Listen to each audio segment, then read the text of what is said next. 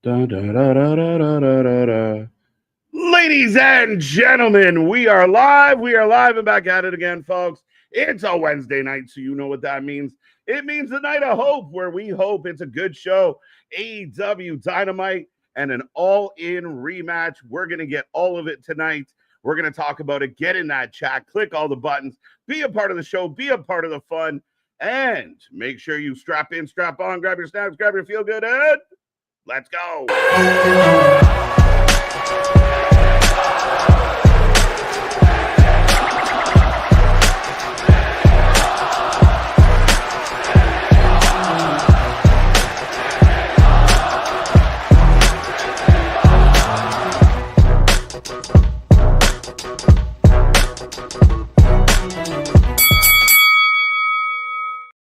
Ding, ding, ding. We are live and back at it again, folks. Like I said, we are the Wrestling for Life Network. This is another live stream as we bring you AEW Dynamite tonight. Looking forward to this one. An interesting night ahead. Lots to talk about, lots to get into, and a card that is shaping up very interesting. But we will talk about it and get into all of that. Remember, get in that chat. Click all the buttons. I hope everyone out there is happy, healthy, and safe. You're feeling good. It's Wednesday. You put hump day in the books. Friday, Junior tomorrow. The weekend is almost upon us, folks. And we are looking forward to this weekend as we bring you WWE SummerSlam. It's going to be a crazy show. And again, lots to get into. We're here both nights, of course. And again, we don't miss a minute. But welcome back to everyone out there. I see that chat filling up already. Let's get triple digits into the chat tonight, as we got a crazy Dynamite ahead. I will take a second to say shout out to Spaz, Damian, MDB for being the top 3 last night. Get in that chat. You get a little crown. You get to be crowned. We will rule you. It's going to be good. So get in there, click all the buttons, and make sure you're not quiet. You're not shy. You tell us what's going on in your wrestling world, your wrestling mind. What are you thinking about? What are you excited for tonight?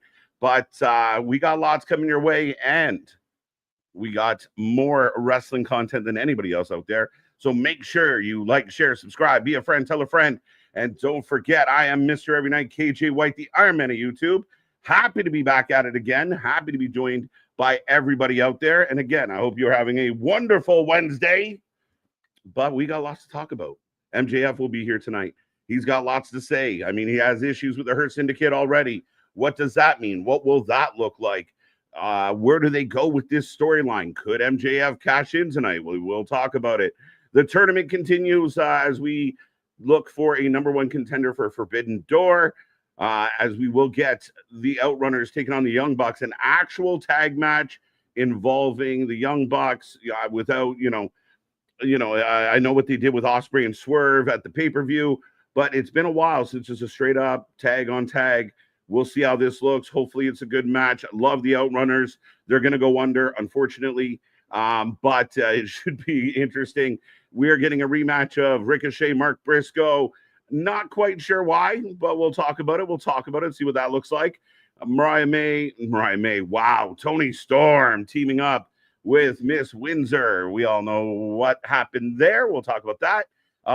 Taking on Athena and Billy Starks.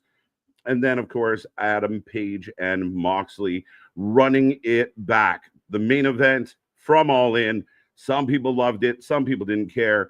But I will say this about this main event.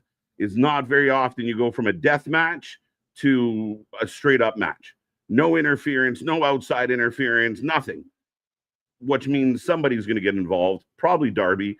But we will talk about that here tonight. Also, how does that tie into MJF? We'll see. I don't really see MJF getting involved too heavily. Adam Page just got this belt. The AEW universe seems pretty content about the idea that Adam Page is now the champion. But going up one-on-one with Moxley again, I thought when you do a Texas death match, that's the blow-off. That's the goodbye. That's the logical ending to the story. Last week, we ran it, we ran back the Yuta and Hangman. We're still involved with the Death Riders. And here we go again. So is this the blow off? Is this the end of the rivalry? Is this the end of the story between Hangman and the Death Riders? Can we move on and get some really good challengers for your new champion? I don't know. We will find out tonight. We will see how this plays out. I do expect, like I said, Darby, to have an impact on this. He might not interfere. Maybe it's a distraction from the crowd. I don't know. I do not see a world where Jon Moxley takes a straight up L, just an L without reason, a loss without any distraction, without any type of excuse built in. I can't see him just taking the L clean. Maybe I'm wrong. If I'm wrong, we'll talk about it when we get there. But I do not see the man that is Jon Moxley agreeing to take an L without some type of caveat, without some type of asterisk, some type of interference. I just don't see it being the case. I could be wrong, but we will find out. And again, we will be here all night long to talk about it, folks. As always, don't forget, get your merch, join the WFU, use the hashtag WFU. The IWC is dying by the day. More and more IWC people are being called out for their toxicity. It just seems like at random at this point. But the WFU growing strong, getting bigger. We are the Wrestling Fans United. Be a part of that. And of course, don't forget our wrestling awards for the first half, the Midlifeies. That went up last Thursday. It's up. After this show tonight, go check out the Midlifeies. A lot of fun doing it. And of course, we got SummerSlam coming your way this weekend, Saturday and Sunday, 6 p.m. And tomorrow will be the preview show for that. So do not miss out. We got lots coming your way. As always, we do not stop. Other people find reasons, quote unquote, to not do the live streams, but we never find a reason not to. So we are here as always, folks. And again, get in that chat. Don't be quiet. Don't be shy. Let me know what's on your wrestling mind. And I will waste very little time and I will get to the chat because I'm always behind this chat. But Joe, not exotic, saying, man, I missed you guys. See you a little bit later. Well, welcome back, Joe. How you doing? Hope you're well. Hope you're back. Eric, how are you? How are you? How are you? Wrestling Night Buddies, if Mox wins tonight and the Young Bucks win tag team titles at Forbidden Door, then All In would be a big nothing burger after all. But I hope and pray for the best tonight. In the converse, I don't know, man. If Moxley wins tonight, what a waste. And if we run it right back to Moxley, I think then again, it's another example of Tony catering to the sickos. He gave everybody the Hangman Page win at All In, and it was just to appease everybody, but he wants Moxley to be the champion. My original theory was Moxley was going to be champ all the way to like Wrestle Dream. Eventually, Darby would get a shot at him, and it would be Darby that gets that belt. Adam Page wins. I'm happy about Adam Page winning. I'm disappointed that, the 2 weeks since All In have been lackluster. Multiple person matches, all-star matches, money matches for no reason. It hasn't been strong booking coming out of All In. On a quick side note, folks, have you been on social media? Have you noticed that now Tony Khan is doing like these day of videos, these selfie videos? It feels odd. It feels weird that all of a sudden he started doing these. I know Nick Aldis does it. I know Adam Pearce has been doing it. But all of a sudden Tony does it, and he does it in not the best of ways. You see Pearce very, poignant and eloquent, gets to his point, makes his point. Nothing extra really. Nick Aldis very much, down to business. Tony a little fluffy and a little all over the place as we'd expect, but these new videos are kind of funny. And I don't know if they're helping encourage people to come to the shows or encourage people to tune into the shows. Again, he has to go out of his way to say every single time he makes one of them is, this is where the best wrestle and this is where this happens. And, we're having a great run in 2025. It is so insecure. He doesn't need to say all that.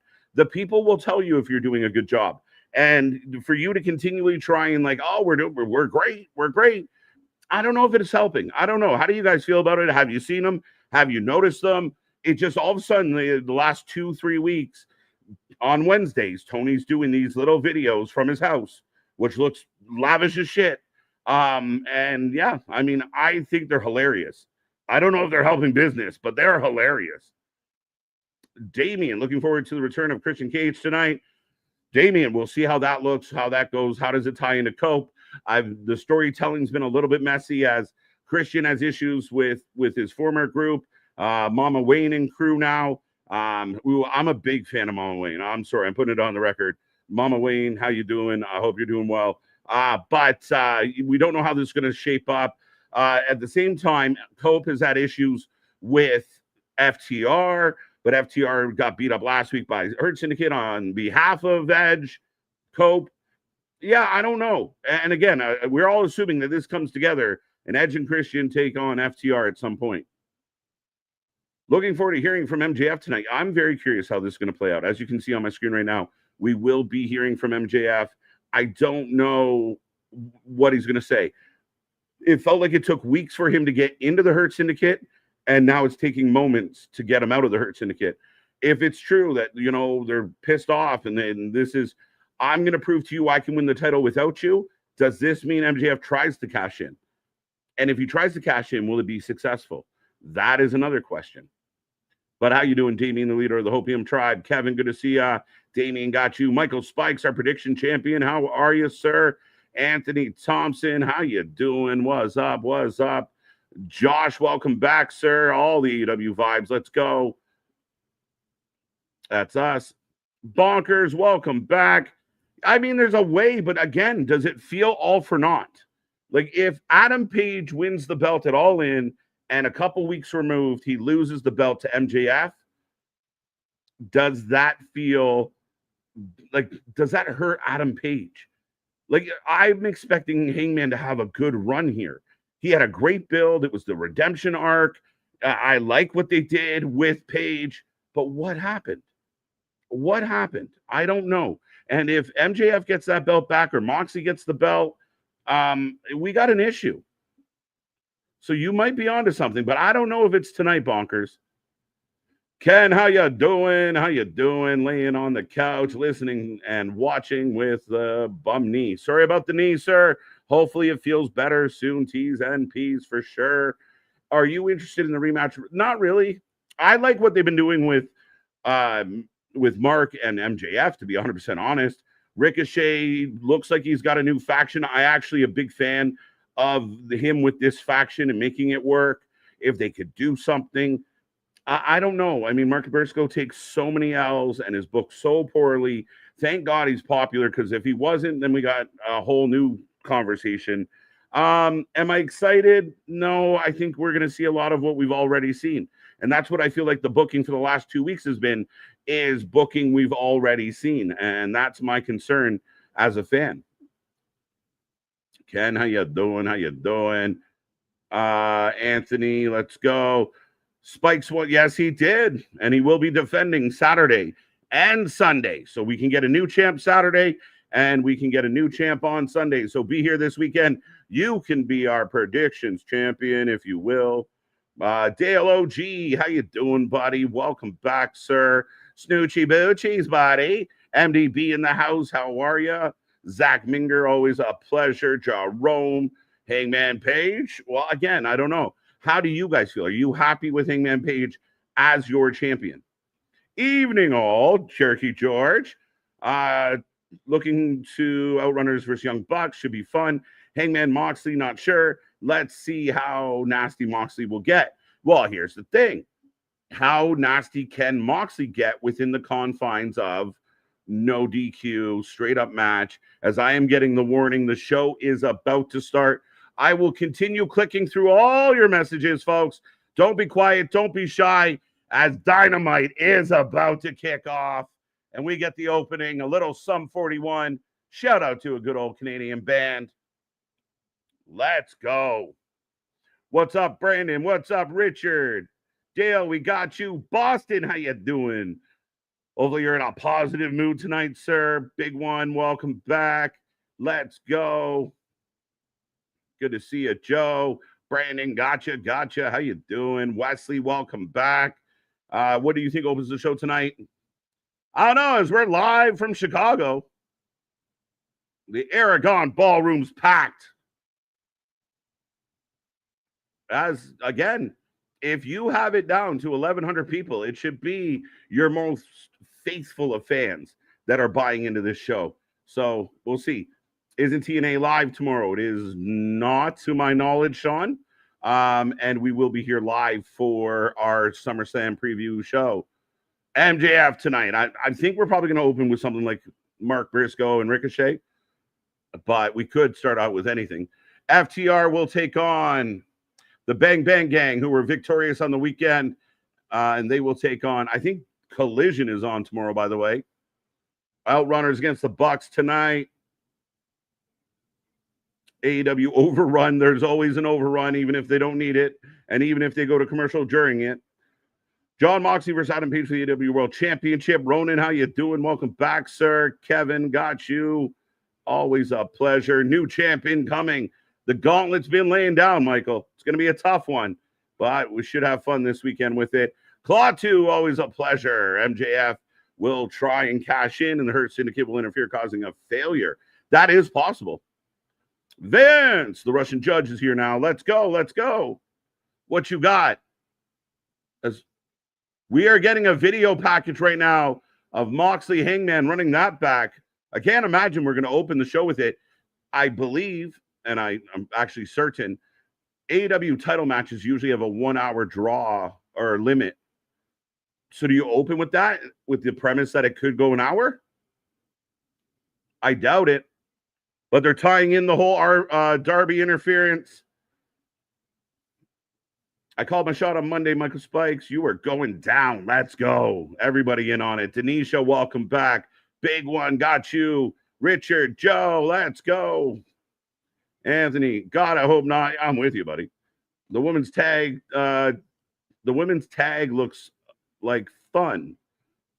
What women's tag? Oh, the tag match? Yeah, I mean, again, it's kind of, you've gotten away a little bit from the Mercedes. We haven't seen Mercedes since All In. Tony's been great. Alex Windsor's kind of been pushed into the mix.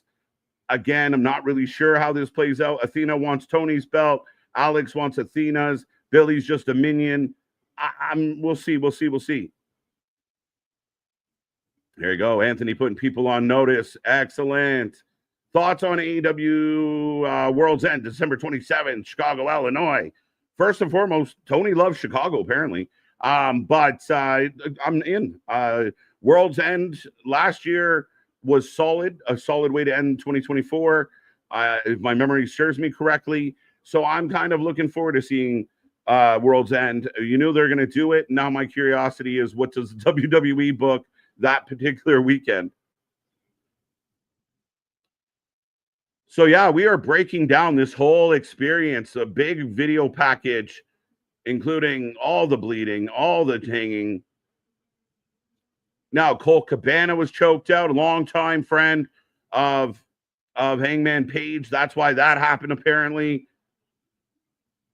I don't know. Perf 5-0. Everyone banned from ringside, a.k.a. ref bump, followed by, yeah, right? I get it. And again, I'm sorry. People, I read a comment just before I went live today about, NXT hasn't been logical all year. We might agree with that. Like, NXT has its moments where we don't really get it. At least I don't. I know others get it more than I do. Not necessarily my cup of tea, but when we talk about logic, you don't go from a Texas death match to a one-on-one, nobody involved. Like, there's no stipulation to this match. How do you work around it? You just did a death match. The death match is, by definition, almost a blow-off match. Somebody didn't win but we were right back at it. Wednesday, after All In, we were in a 6-man tag. The following Wednesday, here we are. Like, I don't get it. They did a little one on Collision, Anthony. Okay, there you go. As here come the Outrunners. I will put a poll up for this one, folks. Let me know who you taking, who do you got? Are you taking the Outrunners? Are you taking the Bucks? And I hate to say it, but this feels like it's going to be the Bucks. But if you were smart and wanted to make money and wanted to sell merch, you give the win to the Outrunners. But they won't.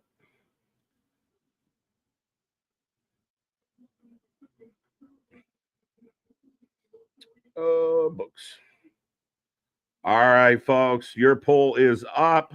Let's go. Get your votes in. Let me know who you're taking. What's up? good video package, a really strong video package. I do agree with that. If you've never seen any part of the storyline and you just watch that kind of video recap, very well done. Michael Spike's gonna be Michael Dahl when I'm done with him. There you go, taking the edge off. As the Bucks are already in the ring, and we are getting a picture-in-picture promo as they are in a closet. Finally home, KJ and chat. Mega, how you doing? How you doing? Did you see where Monet won 2 more belts? Yeah, so I think Monet is officially up to 8. People are bragging about it. It's not a good thing. It doesn't feel legitimate. It feels so forced. It feels bullshit. I know guys like Sappy out there can't help but run to her aid, and defend Mercedes at all costs. She wants the 10. She wants to be Ultimo Dragon. She wants that 10, if not 11 and 12, just to, set some type of record for them. They want to be able to say she is the most decorated woman. It doesn't make her any better at promos. It doesn't make her any better at wrestling. I'm glad she has a boss that's willing to financially front all of these decisions and help grease some wheels to get this done. So be it. It is what it is. But if anyone else is out there running around bragging about, look at Mercedes and all her belts, clearly, yeah, fuck off. It's stupid. It's silly. Well, we get back body drops and the crowd pops. Outrunners, 57%. Woo! Chat, what are you doing? All right, is that wishful thinking, chat? Is the chat just got some hope? Wrestling Rants, good to see Clay, good to see Chris, welcome back.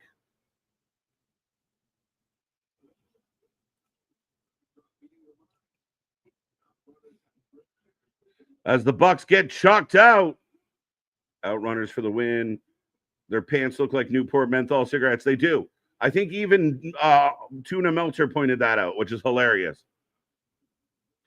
The Young Bucks off the ropes are getting booed. Topes. And they're actually getting a strong heel reaction. Okay. I got to give credit where it's due, folks. What's up? What's up? Jobber chance for the Bucks. Yeah, 100%. It says talent. I think someone laughed at that talent name.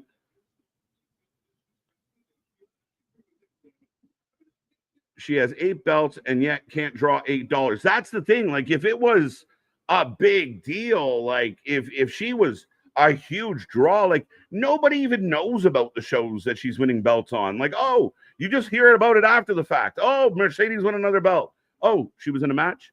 More people, like, are you selling extra tickets because Mercedes is coming to your indie show? I don't know. I don't understand it fully, but apparently it matters to some people. However, as you know, you may understand, the wins, losses might not be as relevant as people think they are. And again, her business is selling tickets. Her business is putting asses in seats. Her business is to help build the women's division. She is doing none of that. Now, all she's focused on is herself, and it's selfish. And again, when we tack on Hogan to somebody, rest in peace, sir. But yeah, you know, Mercedes Hogan, it fits very well. Bucks look like they lost a bit of that EVP weight. All right. Not eating as well.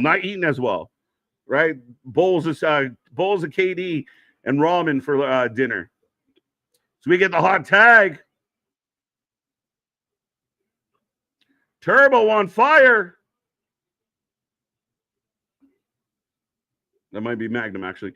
Outrunners better be careful wearing the Newport inspired gear in Uptown. Facts. How long is AEW in Chicago for? I believe it was 6 weeks total. So are we on week 3 of 6? Bestia and PTA Women's Champion Mercedes. Yeah, like it's all of it. As we get the tandem offense in the corner. Magnum getting popped. Nice. All right. Nice move. And they're getting the boot. Like, this is the best shit I'm getting out of the Bucks. If they can keep it if they can keep it on this level, it's not bad. Good match so far, and the crowd is booing the shit out of them. Good job. Is this show live? Yes, it is. As Nick, I believe, is yelling at the commentary team, we go to pitcher and pitcher.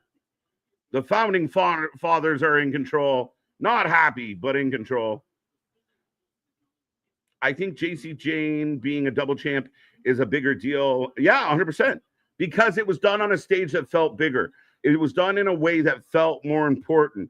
Her going to some indie show in front of 100 people and winning another belt, I mean, it doesn't have the same feeling. It doesn't. And her running around with these 8 belts, show up and defend your belt on this show and make it matter. Because honestly, in a fair and just world, Toni Storm would be 2-belt Tony right now. She'd have both belts. But you got to protect the queen. You got to protect the princess. Right, Sappy? Got to protect her. Can't hurt her feelings. Far from poor MDB. Yeah, I mean, I think this is the funniest shit is, yes, you lost your job title, but you still are fully employed. And okay, because you've been dicks, you're not getting great production. I like it. I can get behind that. But you still you should have money, right? You're not like poor overnight. Like, oh, we lost our job title on Sunday, and on Monday we have to take an Uber to work. A little bit of a stretch. Buck's getting heat. Buck's getting lots of heat. I can't take that away from him. The Outrunners have a way of growing on you. I used to hate them, not anymore. I think they're great. I think they're a throwback. I think they're fun. They bring traditional tag team wrestling. They got an over-the-top gimmick.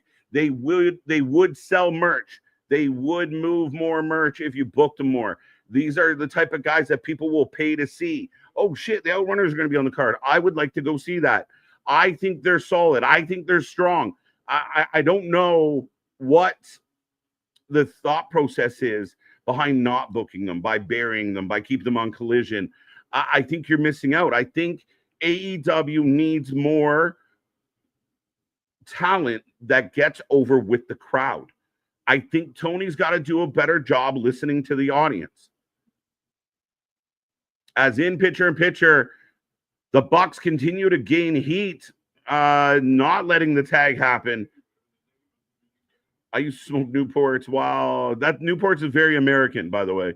So not much experience with Newports. MDB, let's go. Kayfabe dead, MDB, get with the program. Pretty much. I mean, to an extent. I still think there's a way to work the dirt sheets, work social media, work within your confines to keep kayfabe alive. But I think it's a different dance nowadays, and I think it's got to tie together. You got to walk that line, and you got to live it. Like, if you are going to do this with the Bucks, then live it. Like, literally get caught going to the grocery store in an Uber, a taxi. Like, really sell it. Then let people spread the word. I think that's one thing they talked about on Unreal this week. KO jumps Cody after the show, hoping the fans pick it up. KO pile drives Cody after the show, hoping the fans pick it up. There are ways to work in kind of the story and the rage and the anger and how you want the kayfabe to play out, but it's pretty close to dead. You just got to learn how to play the game. I hope you don't see Don Callis. Oh, we're going to see Don Callis. We always see Don Callis. There's not many people in wrestling booked as well as Don Callis, at least as from a quantity standpoint. As we come out of the break, we go for the tag, but Nick says no. Or by Matt, sorry, Matt. Mercedes won a championship in Poland. Well, I took. There you go. I don't get it. AEW doesn't do a good job promoting Mercedes winning the belts outside of social media. Show her winning the belts on TV for sure. Hype it up. Make it a big deal. Show us a clip. And oh my God, Mercedes got it. Who's going to stop this woman? But again, it almost like a trade-off. Like, she loses to Toni Storm at All In and then goes out and gets 2 more belts elsewhere. Meh. Right? Where is she? Holding this fucking division hostage. I guess Bandito and Brody are tagged now. Yeah, Brodito. Brodito, is that what we're calling them? I don't know why, how, when, what, where, what is going on. I have no idea. I have no idea the thought process behind this, but yeah. Are Butcher and Blade okay? I believe, if my memory serves me correct, the Blade left the company. Butcher does tour in a band, but we saw him and then we don't see him. I think they're fine. I think they're completely fine. Just another example of a tag team that never got used. And I think there was something there with Butcher and the Blade. I mean, the Butcher is an absolute murderer. Oh, we finally get the roll. There we go. Here comes Turbo Floyd. Throwing. Spaz must be running late. Haven't seen any comments yet, or did I miss it? No Spaz. No Spaz. I mean, plenty of them, but none. Not that particular one. Kevin and Big Nick and Anthony, wrestling for life is the best. Kevin, we appreciate the love. We really do. Shout out to Big Nick. Shout out to Anthony. Hopefully you're well this evening. Outrunner looks like to Hulk Hogan. Yeah. I mean, again, that old 85, not that far off. All right, the one Jackson's wobbling, just watching this happen. Here comes a super kick. He's loading it. There it is. And he accidentally kicked the one in the hand. Turbo got kicked in the hand on the super kick. Reversal. Olé! Nice. That was good. I like that. Nice transitions on both teams. Another super kick. Oh, I thought it was 3 weeks, but you're probably no better than me. I could be wrong, MDB. I just make shit up sometimes. There you go. Big clothesline. Solid tag match. It's been a really good tag match. Hot tag. The heels cutting off the ring, getting heat. I have no complaints, and an actual fun match to start the show. They're off to a good start with the Bucks since all in the treatment and everything kind of been funny. Yeah. And I have no problem with funny in wrestling.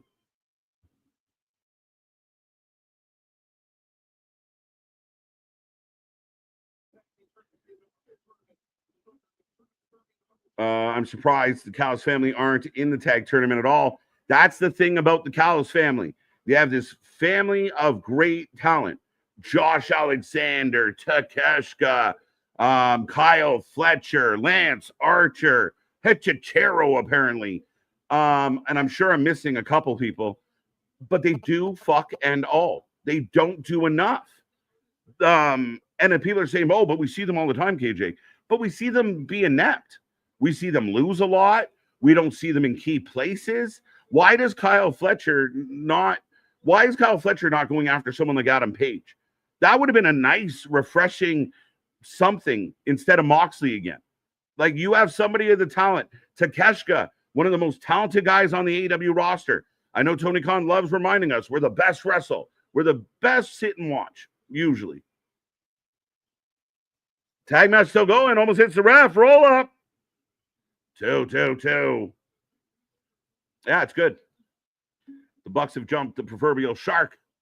Oh, we got a low blow. Right? I agree with you, buddy. Oh, the ref pushes. No way. 2. The ref pushes Matt Jackson, I believe. Oh, the Bucks kick each other.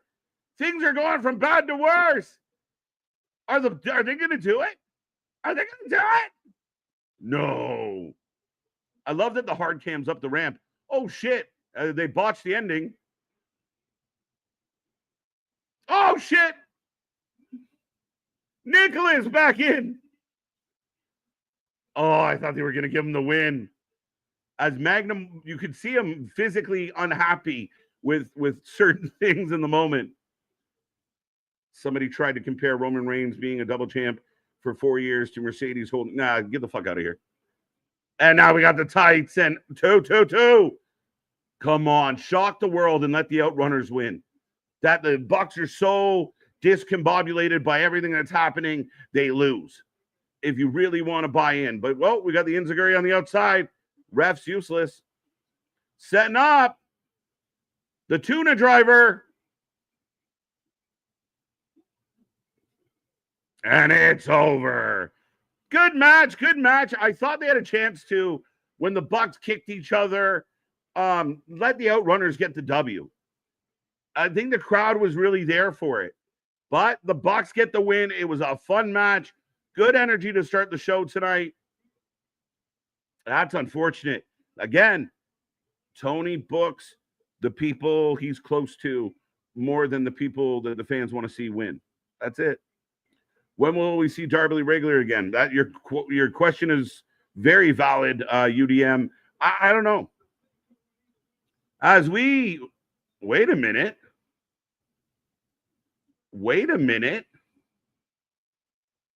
The Rainmaker, who was a member of the Elite, who joined the Callis family, is coming down and applauding his friends. The Jackson twins win. Of course they do. 0-1, 1-0. The crowd hates this. Again, I think you had a big opportunity there, and then you sell it into, like, the Bucks are so fucked up right now. I mean, the Outrunners are barely able to get to their feet. It's insane. Now what the fuck? And here we go. Tony conning it up again. Fuck me running. Aren't we getting Fletcher versus Dustin in a street fight on Collision? Yeah. I expected the Bucks to win. Everybody did. But that was a good match, as here comes Swerve. So is Okada just like a free agent, a mercenary? Does he just like go from like faction to faction? Is it like slutty Okada? Can't keep it, within one place. He's got to put it everywhere. Somebody let me know, what the fuck is Okada here for? And again, you didn't need to tie this into your tag team tournament. But the Outrunners are up, throwing, and Swerve staring down Okada. Bucks win. Boo. They got a lot of heat, Mega. They got a lot of heat. I got to give them credit. Now Swerve's in the ring. Okada taking shots from everybody. Told you he was slutty. What's up, Terry? How you doing? Come on, Outrunners. Yeah, we thought. I think they had a chance. Happy birthday, Wesley Snipes. Blade. Shout out to the Blade, the OG. That's skinny ass ref. Again, you do things that make the ref just look fucking stupid. AEW is literally dropping the ball with Kyle Fletcher. 100%, Terry. I'm a big fan of Kyle Fletcher. The kid's got so much upside and so much potential, and they're just not doing enough with him. It doesn't matter enough. And I hate it. And you go from, like, there should be a bit of a climb to things, right? Swerve going up. Swerve stomping everybody. Good belt for him to make relevant and use as a stepping stone to the next level. Yeah, no, I completely agree with this. TNT title should have been Fletcher's to begin with. If he gets it back from Dusty or gets it from Dusty, great. And then make him a workhorse. We put Fletcher on the shows almost every week. Maybe not every week, but a lot. And you make that TNT title what it should be. A very important title. You make it feel special, and you let Fletcher run through a series of outstanding matches. And then you find somebody that rivals him well enough to get a pay-per-view fight. That's what I would be doing with Kyle Fletcher. Hello, Julie. Hello. No sell super kicks. As we go to the back with Mark Briscoe right now, he will be in action against Ricochet, even though I'm not sure why. And again, the little mistakes from AEW, not to be picking on them, that was a really good match. Oh, as here's Ricochet interrupting Renee Paquette wearing her Canadian tuxedo tonight. Definitely pulls it off better than I do. The Rainmaker. Yeah, I don't get it. I don't get how you have the Rainmaker in this group. Then he just wanders off and he's with Callis. And then tonight he just wanders back in. You know there's going to be a trios match. The Outrunners with Swerve taking on the Bucks and Okada. but it's just lazy booking. And I'm not trying to steal from Jim, but it just, when you don't take time to connect dots, it's glaring and it really does stand out. And that match should have just been the focus on the Bucks and what they're going through and the fact that they advanced to the tournament even though shit's going wrong. That should be the focus for the Bucks right now. But you can't help but Tony Khan it up. It is ADD writing at its finest. The Outrunners are the equivalent of what Karrion Kross was on the WWE roster. We are finally getting Kross, but I don't know if we get that moment for the Outrunners. I agree in a big way. And I think there's been talent, and the Outrunners are a great example of talent that the fans want to see. And the job of the booker is to book people the fans want to see. Tony only books people he wants to see. Post-match brawl wasn't needed. It wasn't. It distracts from the good stuff you're doing. If you just ended it with that, the Bucks leave and get booed all the way out the building, you have done it. You did all you need to do. If you want to have Swerve and Okada have an exchange, then fine, do that later. But you convolute all your stories by dumping a whole bunch of other unnecessary shit into it. I just talked about Cope and Christian. Like, are they going to fight the patriarchy? Are they going to fight fucking FTR? Are they going to fight everybody? Like, the story is so messy. You're trying to, like, who are we really mad at? Who's really rivaling who? Who's mad at who? And how do we get there? And tonight you had a really good opening match. Didn't need the aftermath. It did not need it. Swerve, here comes Swerve. Okada is a right? Facts. Let's go. AEW needs to do better with the Outrunners. There's a long list of people they need to. I know there's been a lot of talk. Tony had to put the women tag team titles on hold due to injuries in one battle royal. One, if you lost so many people in a battle royal that you can't do something moving forward, that's crazy. You need to have a training session with your crew. Where the best wrestle. Well, pro wrestlers, as much as they put their bodies on the line and get injured, shouldn't be getting injured on such a high level. But again, it's a long list of, okay, we got tag titles for the women, but we don't book the women outside of one match a week. So what do? Outrunners, great example. We see Wardlow get over, don't use them. People were kind of behind Hobbs at one point. Nobody, where's he gone? He might be injured actually, but they weren't using him anyway. Again, Tony Khan would rather book Daniel Garcia and OC and Darby to an extent, even though I love Darby and what he brings to the table. But you don't really convey, like, again, having generic wrestler number 5. Yeah, it's great that Kyle O'Reilly knows a bunch of moves or Daniel Garcia to pick on that kid again. Great, but there's nothing there. They're generic. They're nothing, and they don't help. People are not paying extra money to go see them, and because AEW used to sell out arenas. Now they don't, and that wasn't anyone out there. The AEW fans that try and spin it as well as a positive. It wasn't a choice. Tony went to smaller venues because less people started showing up. Don't forget that. The Young Bucks finisher looked really awful. Again, the TK driver. So Tony's got a man chub in the back, loving life right now. So he doesn't care how it looked. Okada selling is good. He can be. Wesley Snipes, Demolition Man. Simon Phoenix, one of my favorite silly action movies ever. I fucking love that movie. I'm kind of interested in Okada versus Swerve. I'm not, because Okada can't do it. Okada does not have good matches. Okada's match with Kenny at All In was okay. Okada is okay. It's right in his fucking name. Swerve needs to be fighting someone in their prime. Swerve is in his prime. Swerve is a flag bearer of this company.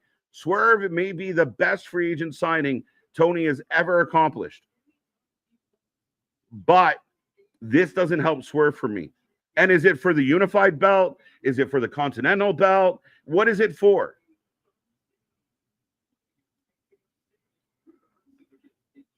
So the MJF's standing in the Hurt Syndicate is in jeopardy. That is fucking asinine to me. As they got MJF in a hollow room for this interview. The echo is lovely from production standpoint. Evening, KJ. Brian, how you doing? How you doing? What did you make of TK's comments about women's titles? Well, I just kind of touched on that. Why make Fletcher go through even more hoops? Beating Dustin Rhodes doesn't help him, because I believe All In was all about, and I mean, to an extent, I don't fault Tony Khan, but All In was all about the big reaction, was about the fans having the moment. So Dusty, who wasn't even supposed to be in the match, gets a moment because it's in Texas. Fine, but what's your plan? And that was Fletcher's moment. Fletcher was supposed to fight Cole. Then he had to take out 3 guys. I think you find a way for Fletcher to still win. But they wanted the Dusty moment. They got it. But we got Shelton.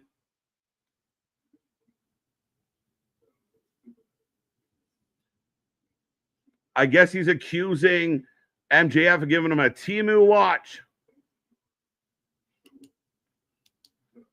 Okay. Good match. Yeah, I'm guessing that as well. Fletcher has the potential to be the best wrestler in the world. He has that damn good. He has the in-ring skills. He has the look. He can tell a story, talk. I agree with you. The kid has so much potential. And if you look at someone like Javon Evans on NXT right now, Javon Evans, for my money, doesn't have as much potential as Kyle Fletcher. But look how Javon's booked. Therefore, we are actually talking about Javon Evans being NXT World Champion because the way they've made him look. That is the job of the booker, to amplify the positives, to minimize the negatives, and to amplify your stars. And I think those are 2 fair comparables. I think if Kyle Fletcher was in NXT right now, they would be pushing him to the fucking moon. But here comes Christian Cage, the hardest working man in pro wrestling. When is TK going to figure out, book what's best for business, not for fans? Because there's a collection of sickos out there that tell him no matter what he books, it's great. There are people out there. You'll see them tonight. When Dynamite goes off the air tonight, no matter how bad or good the show was, the same collection of people, best show ever, best shit ever, we were killing it, the feeling is restored. Oh, yeah. People said that last week, show was awful. People said that the week before, show was awful. They will literally argue with you till they're blue in the face that this show, the Dynamite shows have been phenomenal, that 2025 has been amazing, and any other wrestling is boring, lame, sucks, doesn't work. So I don't know what to tell you. There's a small pocket that fill about 1,100 people in a building, right? It's why the ratings on TV go down and down and down. Collision setting records for worst fucking viewing audience ever. And they're literally selling, they're trying to sell 1,100 to 1,200 tickets when, oh yeah, we're way better. Yeah, I guess that's your flex, but at the end of the day, what the fuck you doing? You're not booking to grow the company. You're booking to appease yourself. You don't want Kyle Fletcher in NXT. He will kill it there as a future of UK. Jefferson, I think I got most of that. I do want him there because I think he will kill it. I think with the right training and the right editing, you don't have to do every fucking flip trick, every single match. Right? If you get the right editing, the right production, and you get taught how to be a bigger star, be a bigger heel, then the sky's the limits for that kid. As we are chanting asshole at Christian, you can hold the mic. Somebody actually making Shivani do his fucking job. I love it. Bro, this is so effing dumb. Are you serious, MJF? Out. Anybody, guys, you're out there right now. I know you are. Let me know your opinion. I want everybody's opinion. Even if you are an AEW diehard, how do you explain MJF spent a month, maybe a month and a half, trying to get into the Hurt Syndicate, and in a blink of an eye, they all hate him? Why didn't you run that angle when he wanted to get in? Why didn't you do the thing where, they act like they're going to let him in and he's all happy, but then they beat the shit out of him? Now you have a viable challenger to go after the Hurt Syndicate and MJF. Maybe MJF's got a friend. But to put them in the group, they do nothing together. Like, why did y'all join the same club? Why did you let him into your faction and then not do anything together? The Hurt Syndicate were on their own at All In, did fine. MJF was on his own, did fine. Why did they not do anything?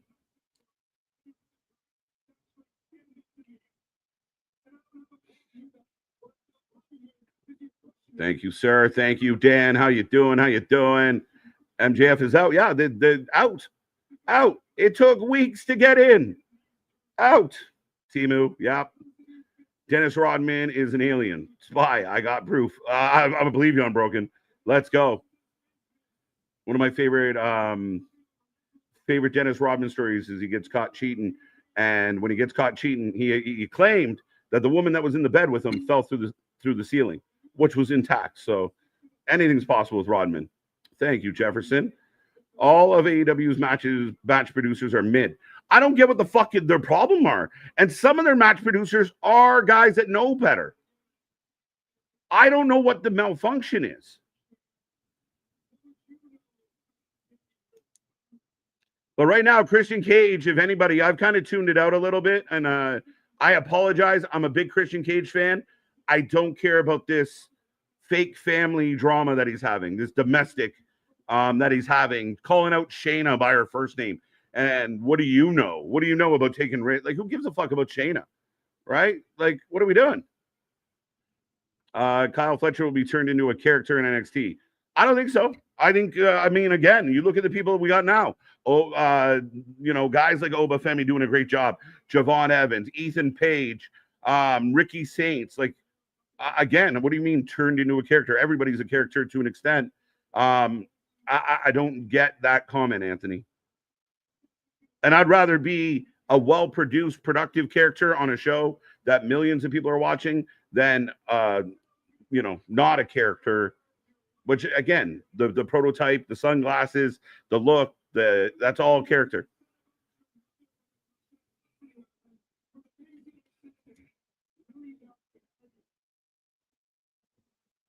All right.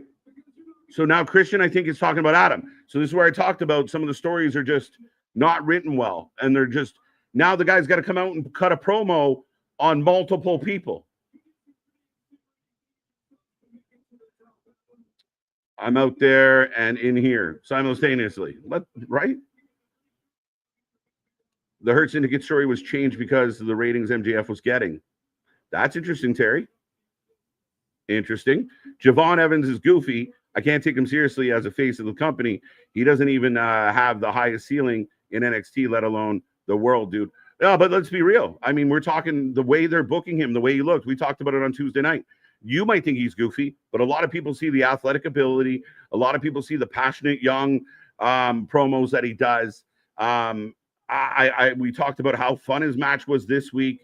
Again, you might not agree, and I think that's actually directed at MDB. But regardless, Javon looks like a star. They're building him as a star, as a guy that can win big matches. I could see a world where Javon beats Oba because of the way they've booked Javon. I can't see Kyle Fletcher beating Hangman Page just because of the way he's been booked. The Hurts know what he's about, so they test him, I guess. This shit. MJF should never have been in the Hurt Syndicate. He is a dead weight. Yeah, it should have never happened. I agree with you, Cherokee. Should have never happened. Again, the Hurt Syndicate, if you're going to make them tag champs, focus on the tag team division, right? They should be coming out and sitting ringside for these tournament matches.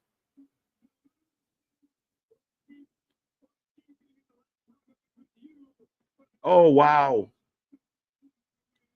Did he just accuse? Said something. All I heard was gaping holes, folks. You guys can let me know what he's talking about. Makes no sense. Yeah, no, it's silly. Again, it screams lack of confidence in your booking. The whole MJF Hurt Syndicate angle was totally built around Cedric coming in, but he didn't, and then they had to pivot. I don't know. You have so much talent. You could have taken AR Fox. You could have taken Leo Rush. I mean, he's got a history with Bobby. You could have taken a series of people that could have had that moment. where that night where you thought MJF was officially joining and they all give him the thumbs up and he turns around and eats a super kick from anybody, it would have worked. And this is a much better story. I'm going to use that once. He just fell through the ceiling, right? Ah, shit, where'd you come from? Said now Nick and Kip Sabian. So Christian taking a moment. This is going long.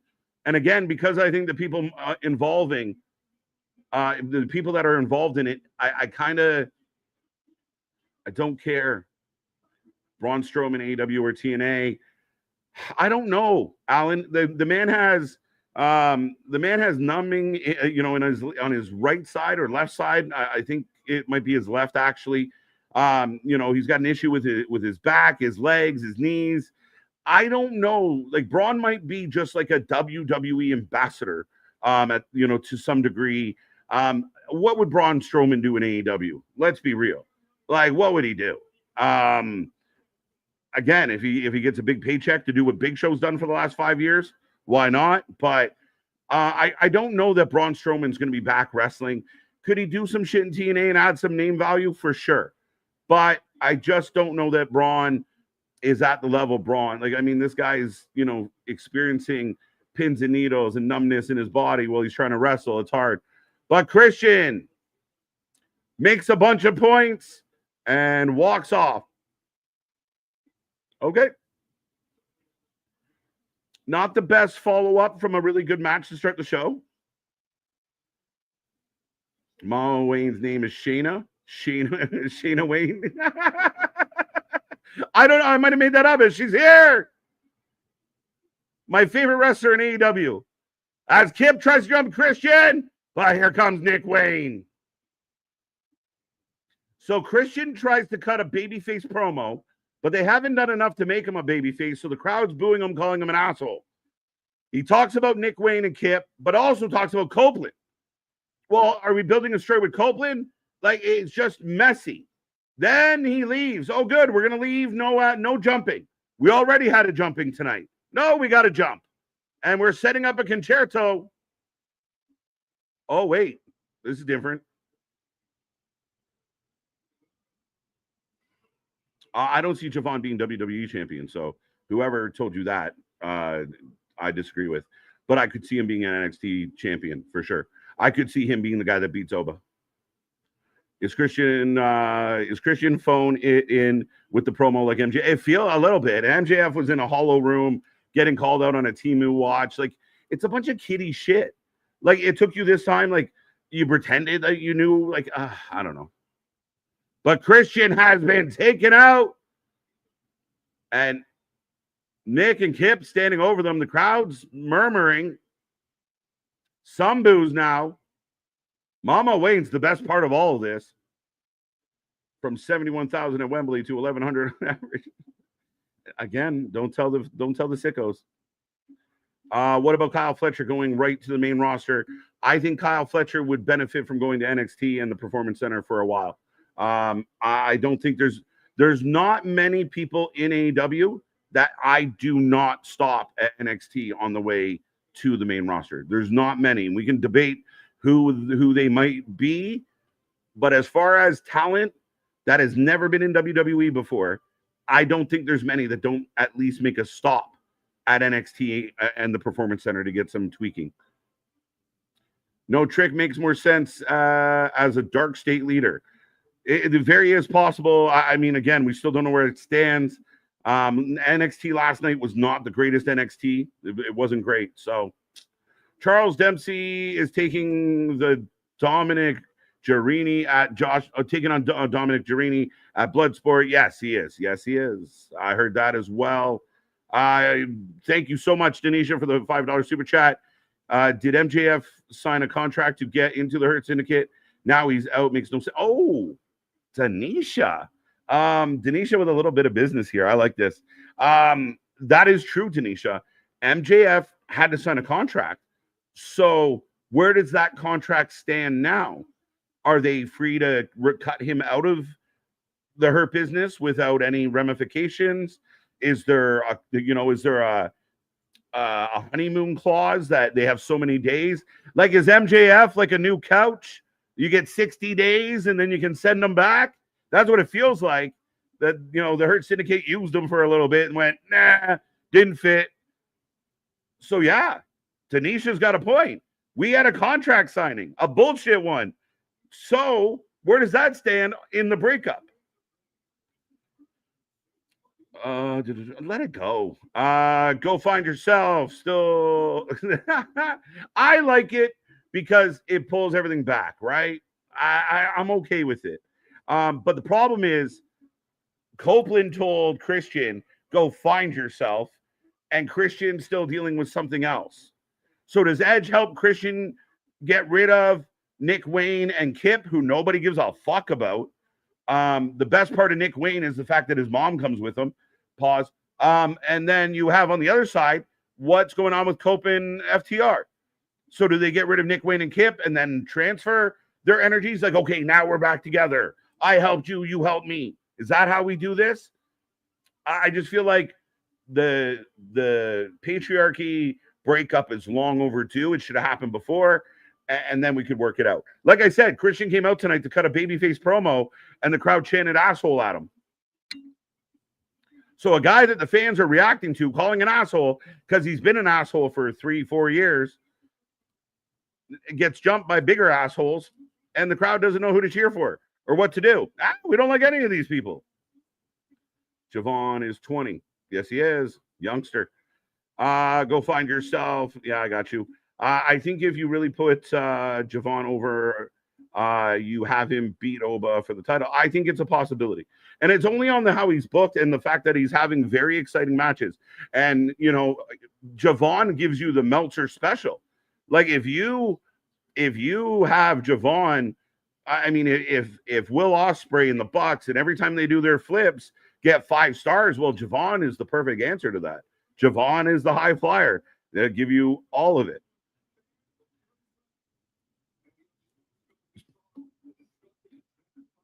Christian is conducting his business. Cope needs to come to the ring. No, Cope.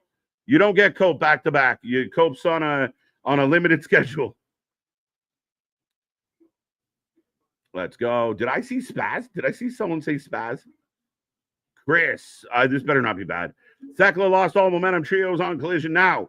Thekla has not been introduced to the company very well. I expected better.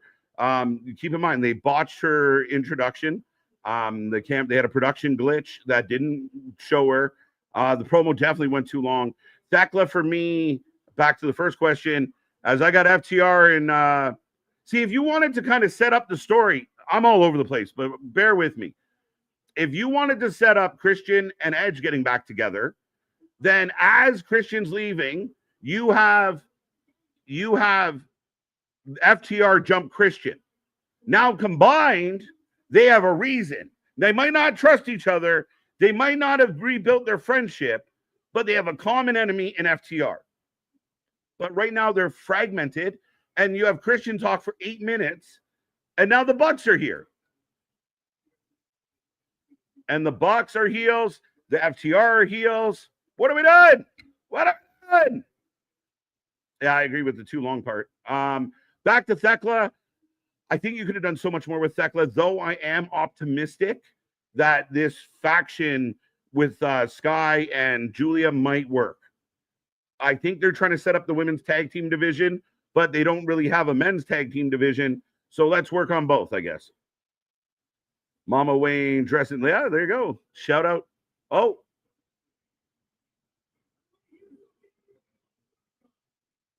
So the Bucks are throwing a tantrum.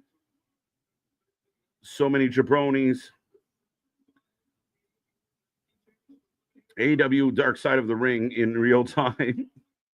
I can't wait, Matt.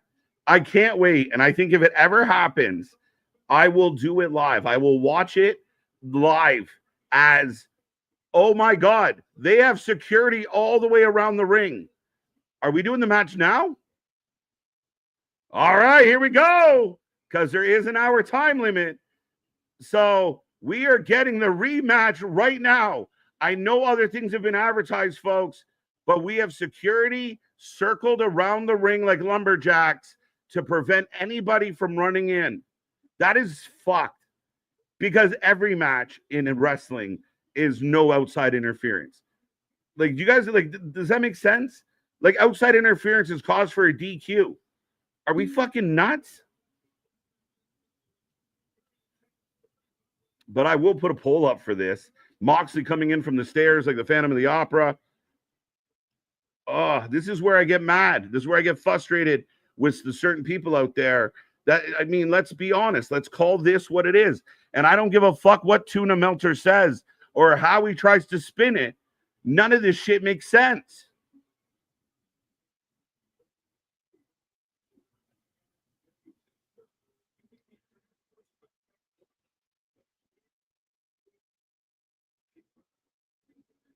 All right, get your votes in. Who you taking? Who you taking, folks? Who leaves AEW World Champion? Why are they doing this now? So the reason they're doing this now is the illusion that it could go a full hour. I believe we're close to the top of the 9 o'clock hour. So this match could go to 60 minutes. If I am correct, I do believe their rules are a little sketchy.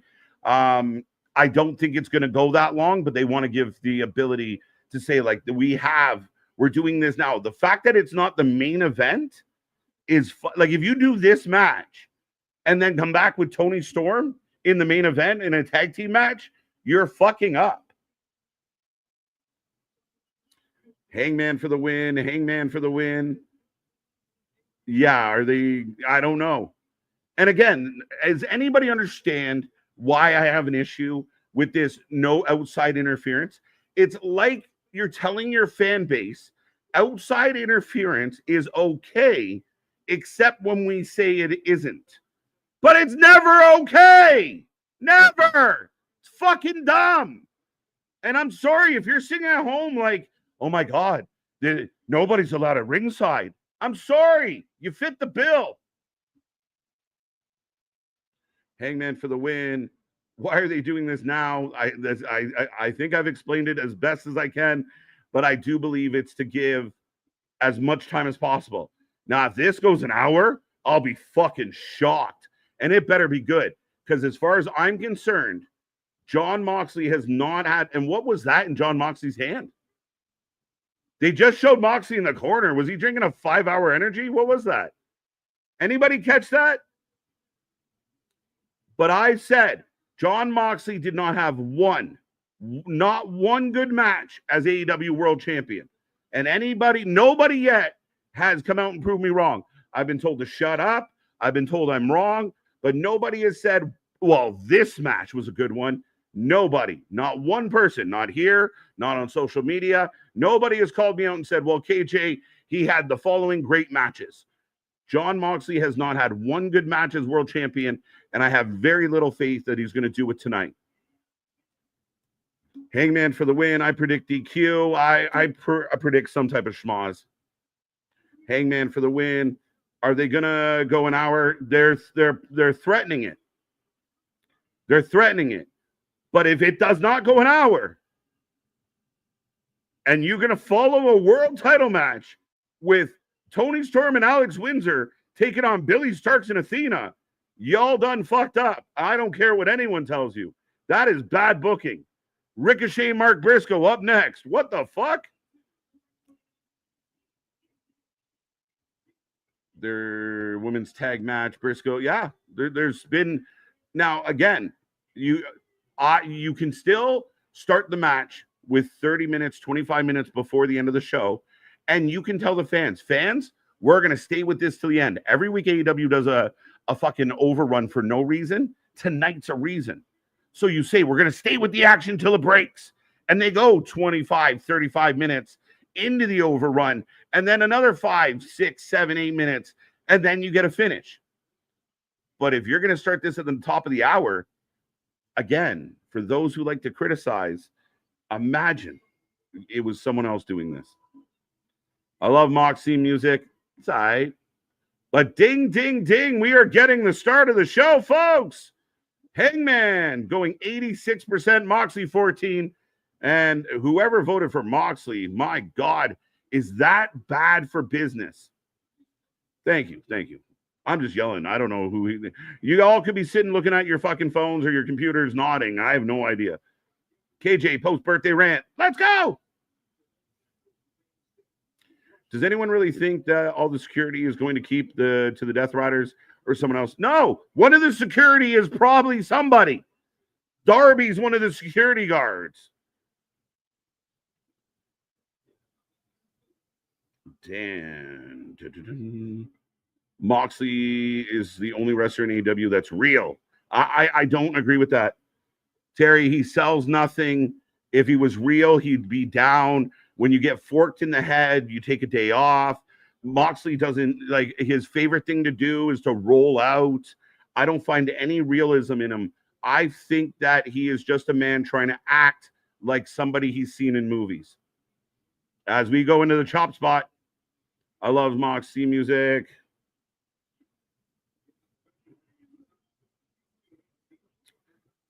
You have to do 2 different promos, each one on Meltzer and one on JT.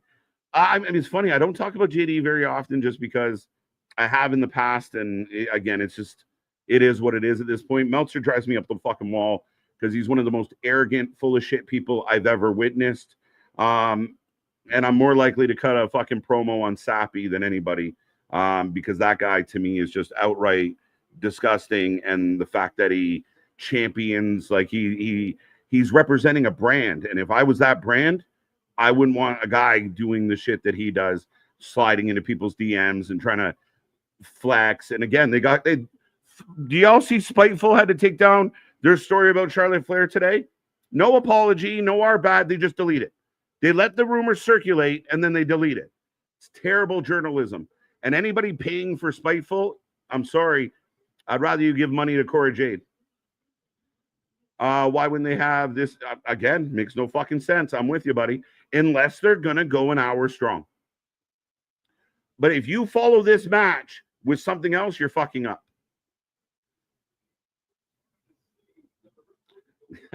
I appreciate you, Bradley. Meltzer, I mean, again, that's not fair. Meltzer can't talk, so that'd be like fighting a child. He can't speak. That's his biggest problem. He stutters more than anything else. I'd have him rattled in a heartbeat. The little man, he'll scream and yell, but once you get through his fucking initial temper tantrum, you just got to fucking deal with it. Then he doesn't have much weapons after that. There you go. And the other guy, well, he just flexes because he thinks he's something special and he's not. We're getting there. We're getting there. It's bubbling. It's bubbling up. They did a good job. For anyone that tunes in and like, oh, there's KJ mad at AEW again. They started well.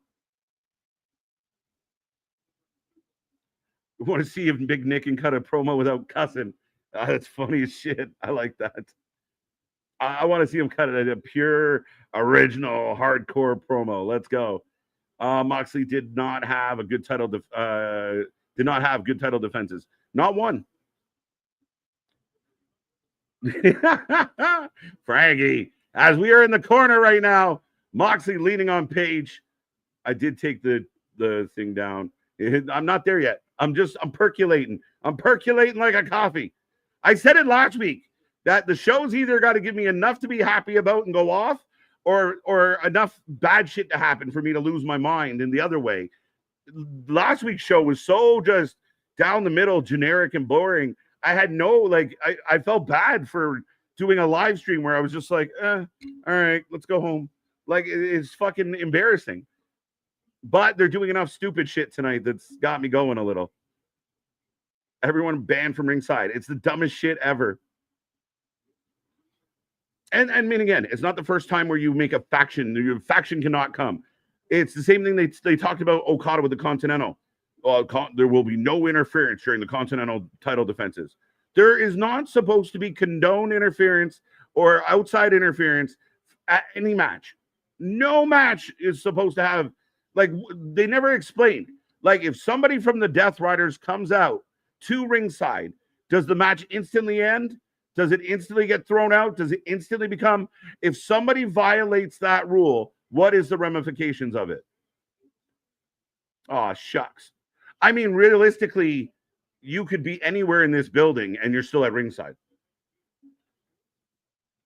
But KJ, Alex Windsor is rumored to be turning heel and Tony tonight for a match at Forbidden Door. Are they honestly setting up? They cannot be setting up Alex Windsor against Tony Storm instead of what the fuck? Are we fucking serious? Again, in AEW, it doesn't matter how good you are or how over you are. It matters who you're friends with and who you sleep with. Let's get it on. That went well. Good timing on that, Ronan. They should ban us from watching it. Then I'd have nothing to complain about on a Wednesday. We start watching Evolve. But both men down. Decent start to this one. Yeah, Rance, I don't know. Again, like in my entire life of watching wrestling and movies and reading books, I read books. I know, shocking. But in all my life of kind of learning, as Paige trying to get the crowd going, Moxie rolls to the apron, and Paige flips up.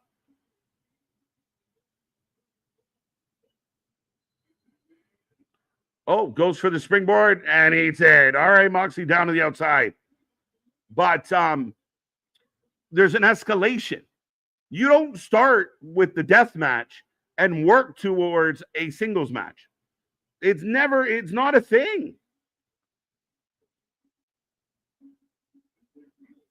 You're doing one hell of a job taking care of the business alone, but I'm missing having a tag stream champions together. We miss it too, Klaatu. We miss it. But I do love my Wednesdays. I'm self-inflicted pain. Who has the older roster, AEW or WWE? I'd have to break it down. I think the average age has to be slightly higher in AEW. But I could be wrong because you have some young guys running around that big elbows. And just a random kick. So this match has kind of been boiling right now, and not in a good way. 2 count. Again, Moxley sucks at his job. Kicks out, barely reacts, and rolls to the outside. Moxley's favorite go-to fucking move. Roll to the outside. I think if we haven't done it in a while, but I think the average age is higher in AEW because of guys like Jericho push up that average age. MVP, Bobby Lashley even.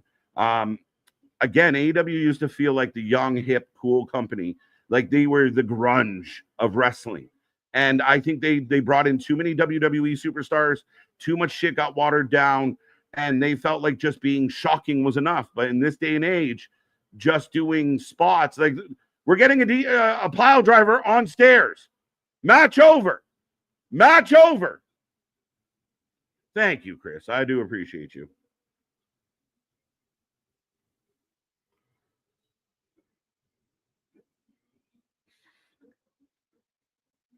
Which book you read? I didn't say today. Give Moxley and Hangman credit. They fight for real. A pile driver on the stairs. Match is over.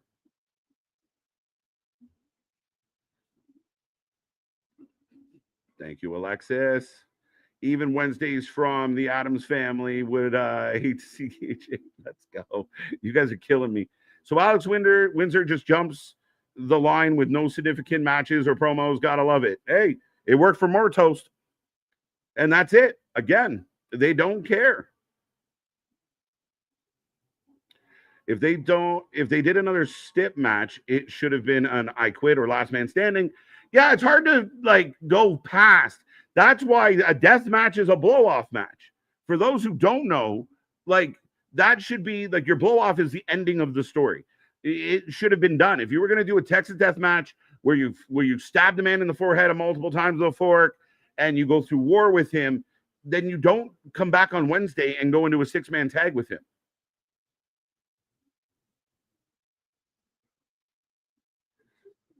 Whew. They will interfere if the ref gets knocked out. Again, and I'm sorry, folks, when people say this is where the best wrestle and real pro wrestling, you do not pile drive a guy on stairs and the match fucking continues. The fuck are we doing? Why? Moxley does not selling with his facial expression at all. Looks like he's just breathing heavy. Moxley doesn't sell shit. And I got really mad at Moxley when he was in like Blood and Guts and stuff, because if he's not involved, you can tell he doesn't give a fuck.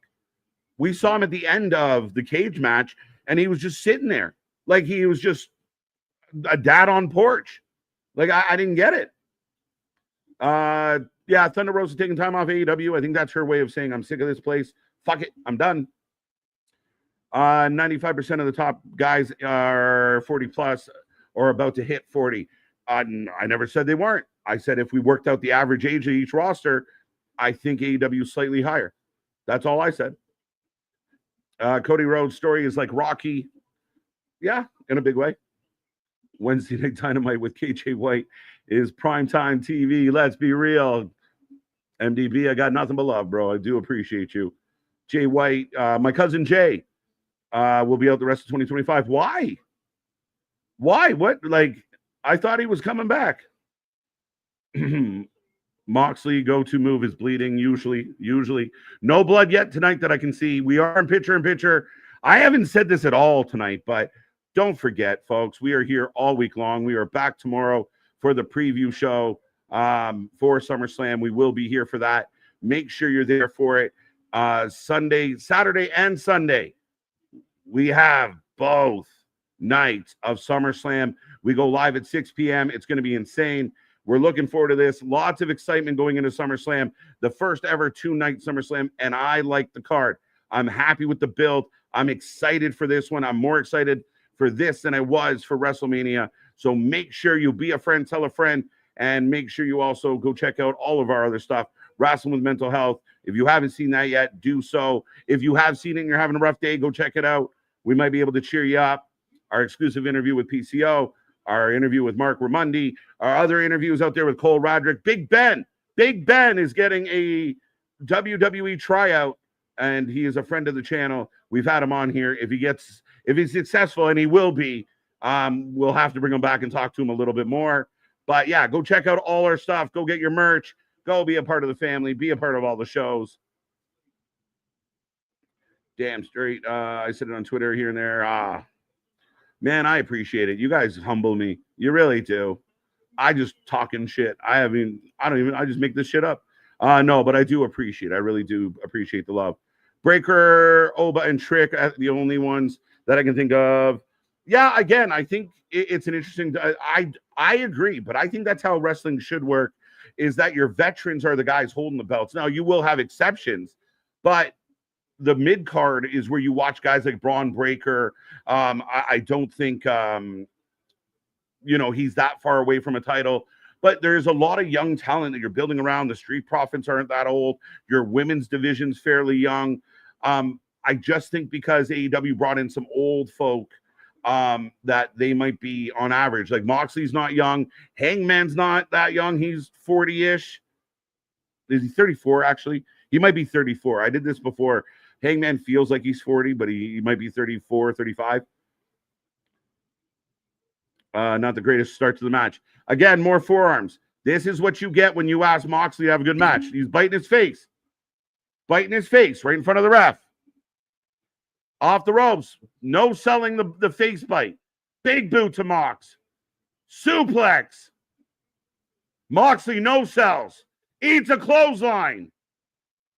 And he lays down.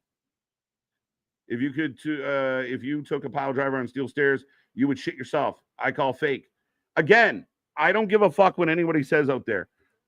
You cannot pile drive a guy on stairs and keep going.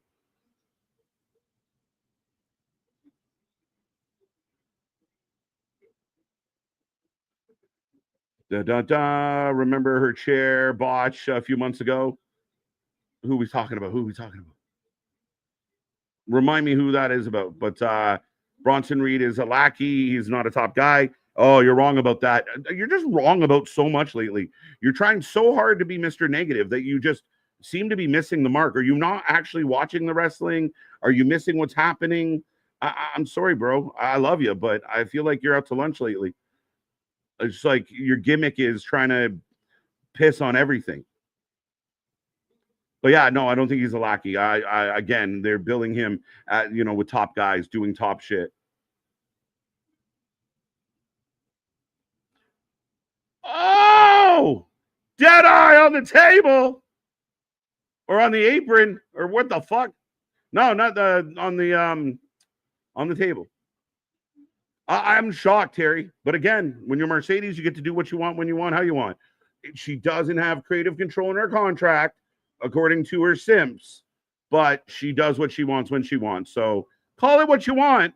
Play semantics, but it is what it is. Moxley portraying a homeless nut. He is. He's like the methed out guy that you can't put down. You ever see those videos where the cops are just firing fucking tasers into the dude and he won't go down? That's Moxley. What the fuck? Oh, at least 3 months. And I think there's people out there just on the Tony Khan medical plan. That's fucking wonderful. And no shade. I mean, Tony Khan definitely helping people live a great life. But Hangman kicks out. I think WWE's average age is older than AEW. People like Drew, Penta, Ray, Cody, Priest, Roman, LA Knight, all above 37.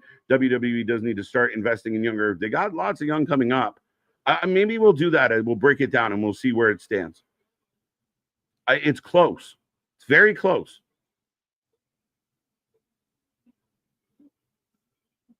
And I can't argue definitively in either direction. Those. Correct. I have not seen any dining wear yet. Yeah. Again, we're back to punches. How we feeling about this match out there? 2 count. 2 count-outs count in this match. I mean, technically, yes. According to them, the ref is giving leeway as now we get a pile. You guys know how I feel about anybody using the tombstone. It bothers me. Ref bump happened. I think so, Terry. I could be wrong. I do not see a world that Hangman wins clean, straight up clean. I don't see it. Prove me wrong. Very few of the main event wrestlers are below the age of 30 years old. Yeah, and I think that's by design, right? If you need somebody to be the face of the company, you want them to be kind of seasoned. I mean, I think maybe I overlook someone like Punk that pulls the average up the other way. Maybe some of the women pull it down. I don't know. We'd have to find out. It'd be a fun little thing to kind of work out. It's crazy moves that used at the end of matches are barely. Yeah, I mean, it bothers the fuck out of me, Klaatu.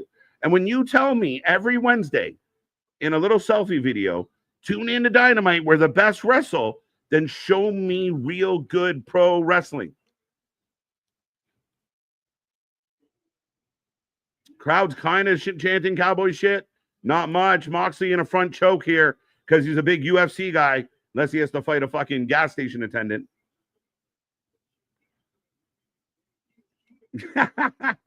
Right? Love ya.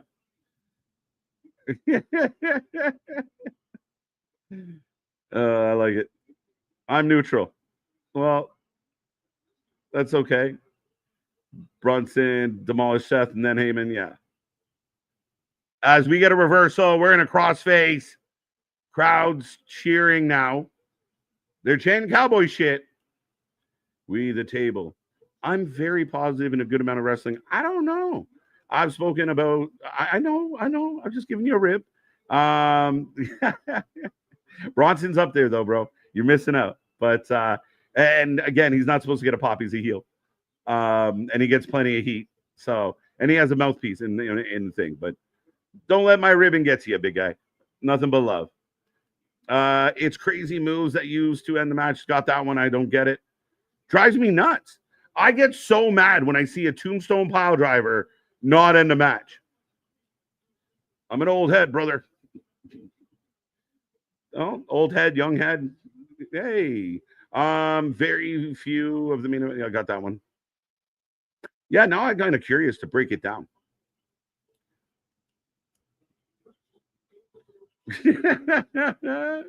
Both men again, and Moxley just droops into the move.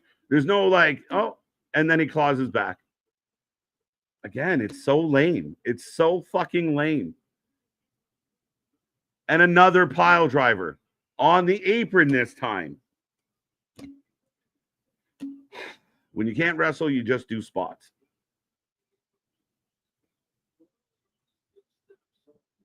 You're 100% right. See, there you go. We're on the same page. I appreciate you. AEW should buy the rights to Gangnam Style.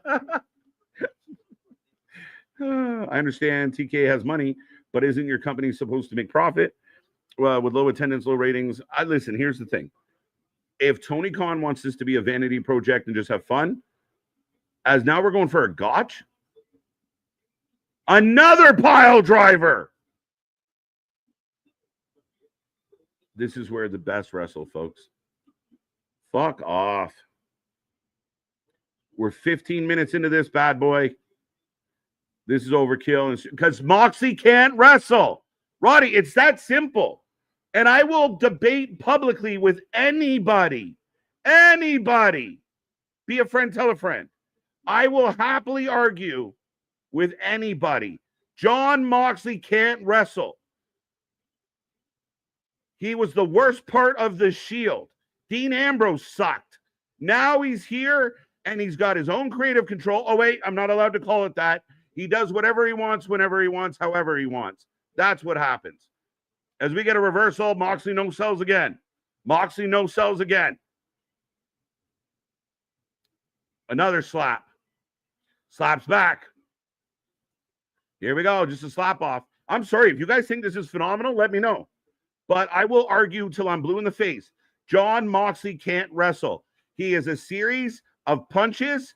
He's a series of face biting, and is a series of spots. He sells nothing. He shows no respect to his opponents. He doesn't give a fuck about anything but himself. He was a shit champion. He hurt AEW. And again, let's just move on from him. Let's forget about him. Because I'm tired of watching these matches where a guy that took 3 pile drivers is doing a fucking moonsault. Yeah. And they won't be happy, Rants. One day, knock on fucking wood. One day, these assholes are going to break someone's neck or kill somebody, and they won't even be apologetic about it. The fucking sickos will run to the internet to defend it. Shit happens. Yeah, but when you do 3 pile drivers in the same match, shit's likely to happen. You're begging, and there goes the ref bump. Deadeye. Bringing back AEW Dark. Isn't that called Collision now? Thought that was Collision. Is that not Collision? My bad. Call this move the shit kicker. So, Hangman, who's going to come out? And here we go to the crowd. Security and the Death Riders is so fucking predictable. I thought CM Punk, whether people want to admit it or not, put a huge dent. As Marina slides Moxley the title. Buckshot. Now, where's Darby? Where's Darby? There's no fucking way. There's no fucking way. There's no fucking way.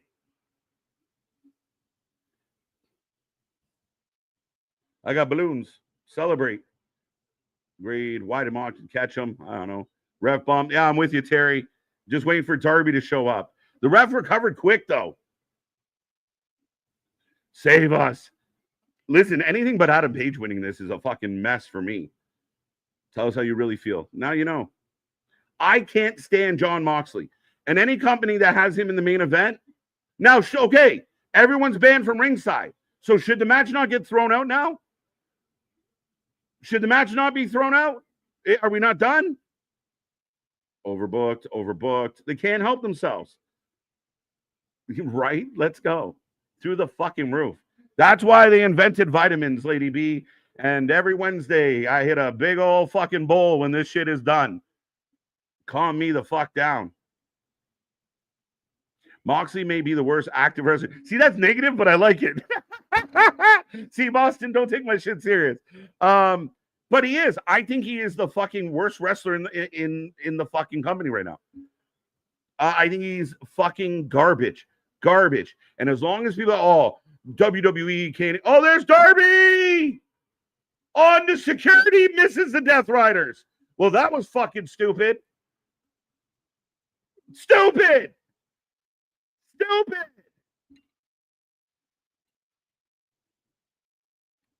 Let's go. Moxley with that stun look on his face again, trying to catch flies. Oh, and we get a buckshot. Oh, no, we get a big boot. What a shitty fucking ending to all this. Buckshot. Moxley walks into it just straight up like a fucking stiff. Still gets back to his knees because he can't sell the finisher. But we're doubling up. Oh, Moxley falls off. No fucking way. We got a choke. AEW is AEW's own worst enemy. The crowd just popped for Darby landing on security guards.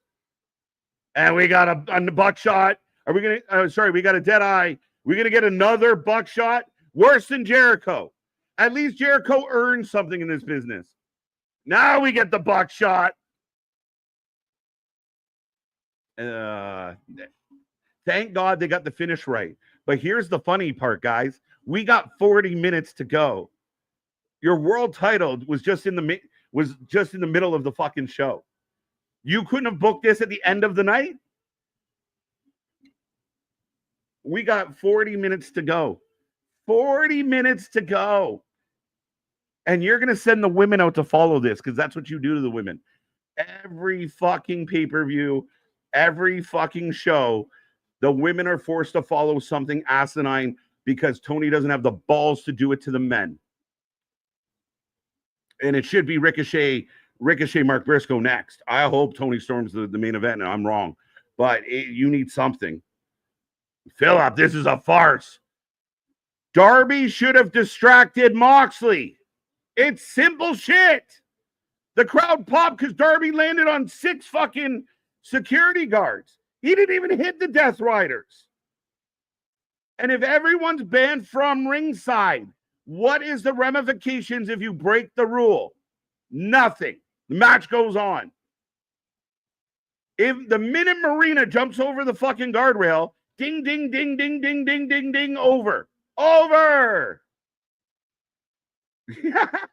Right? Right? Fuck, what are we doing? 40 minutes and 2 matches, right? That is fucked. How do we go? Where do we go from here? We just had a world title match. We had a man fucking pile driven on stairs on an apron. We had a buckshot after buckshot after buckshot. Fucking Adam Page just be reloading all the time to get another buckshot in. And Moxley's still not selling. But we got 40 minutes to go. Why would that not be? And you're going to show the replay of Darby missing everybody. You dumb fucks. You dumb fucks. Where are the sickos? Where's my buddy Mike that likes to pop in and tell me how wrong I am about AEW? Great match. I'm sorry. I can't go there with you. I can't. The no selling, the over spots.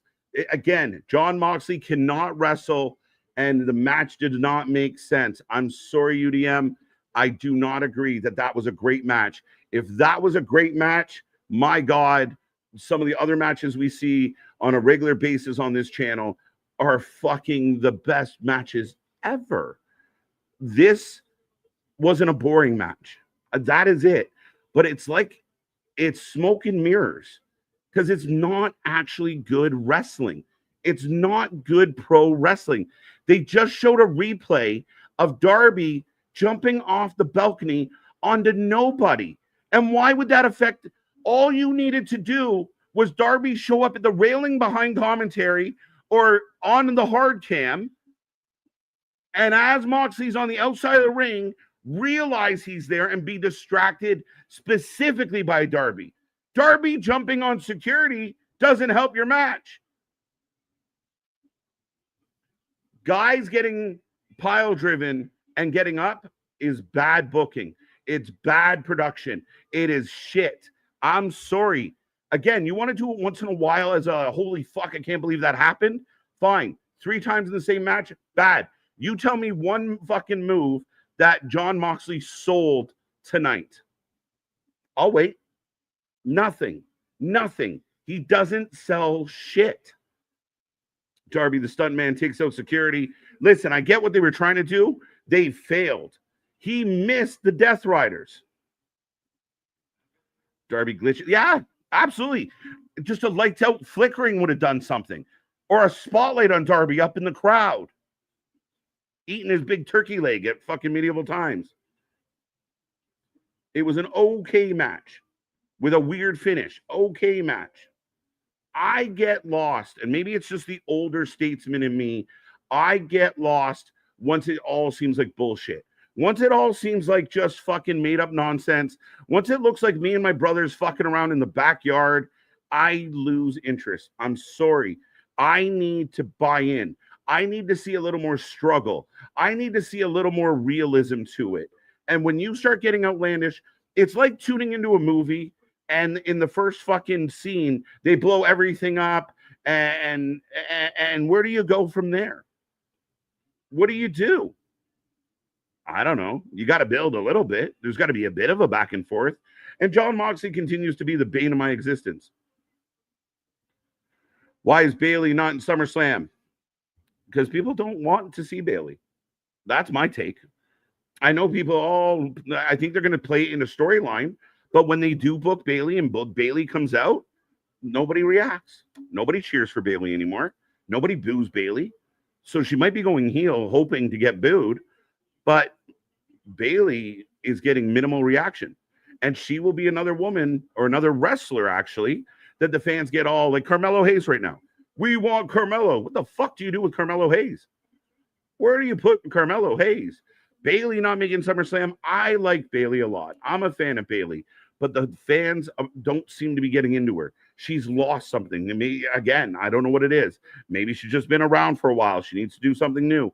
I don't know, Craig, but that's my guess because you have to book the people that are getting reactions.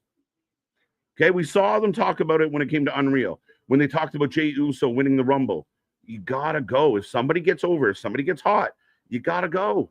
You gotta book them. That's how Mick Foley got a title. 3, actually, but that's how he got his first one. The fans got so behind Mick Foley that even the people out there that said he should have never be world champion, again, the fans dictated it. So I think that's Bayley's issue right now. No MVP could mean the return of Jericho. Okay, interesting. I hope not. Worst match ever. I wouldn't say worst match ever, Quake. That's too strong. Just to pull you back a little. I know I got mad, and I don't like Jon Moxley at all. But at the end of the day, all Moxley matches are the same. He's going to punch a lot. He's going to bite somebody in the face, and then he's going to do just moves.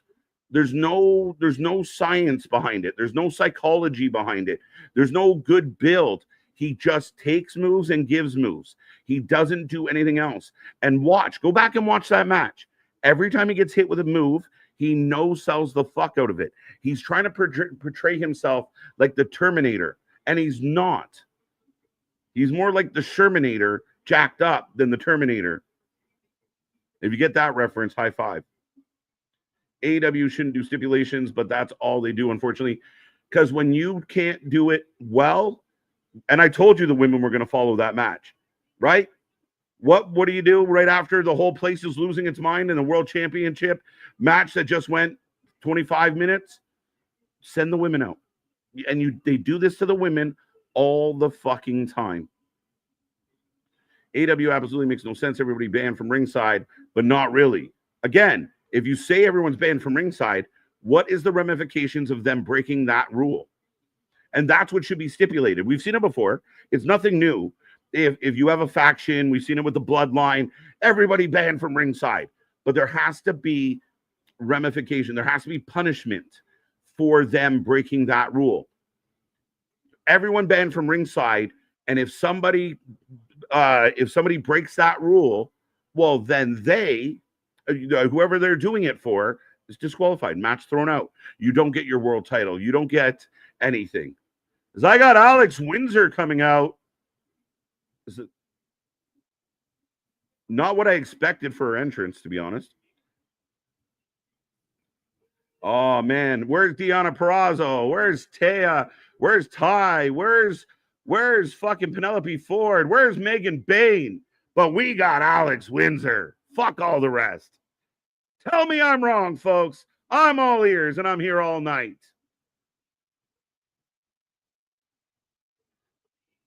But I will put a poll up. Who you taking? Who you taking? I can't believe you just did a world title match in the middle of the fucking show. And then you're going to follow it with this. And the main event ends up being Briscoe Ricochet. Wow. Wow. Talk about not even having your finger on the pulse of your own company and your own fans. And again, justify it, people. Justify it. I want to hear it. I want to hear the fucking justification of why this is how this should have been done.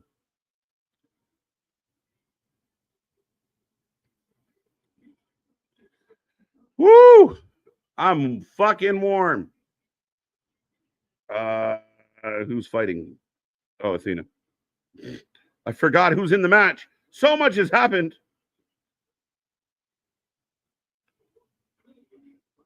All right, get your votes in. So AEW has rules, but doesn't have rules. I can't hardly wait to hear. Yeah, no, Jim always has a field day with this shit. LJ, how you doing? How you doing? Team Tony for the win. Moxie Page. Why wouldn't it be last? Why wouldn't it be last? This should be main event. No, it shouldn't. Again, I feel like Tony Khan, and fact checkers out there, you can do the research, but Tony Khan, from my experience, consistently puts women in these dead spots. Do you think Punk and Cody both win this weekend? No. I actually think that neither, but we will be here tomorrow, William.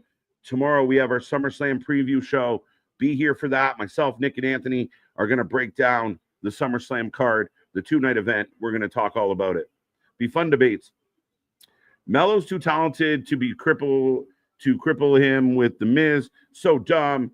I hope he bounces back. I don't disagree that Melo's talented, but he's a little guy, and I don't know who spot do you give him.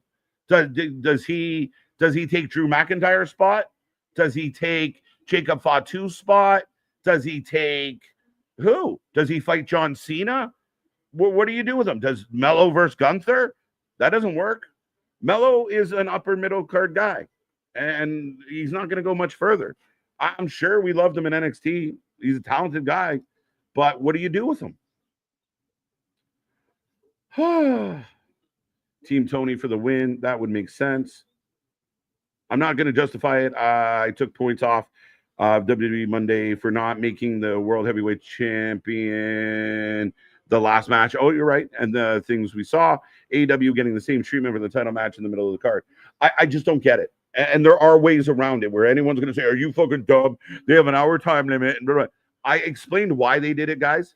But ultimately, there's ways around it. You go to the main event with 25 minutes left. And you say to the fans, we are going to stay till this one is done. And that's how you generate people staying. Do you know? And well, look, we don't talk about the ratings a lot here because it's not my favorite thing to talk about. But I guarantee you the ratings are just fucking right after that match are going to dip. Next segment is going to be down. And that's just the way it is. And I appreciate that. WWE release can sign soon. Yes, they can. A lot of talk about Dakota Kai and where she might go. Windsor Storm, 61%. Athena Starks, 39% from the chat. Fair enough. A little higher than I expected.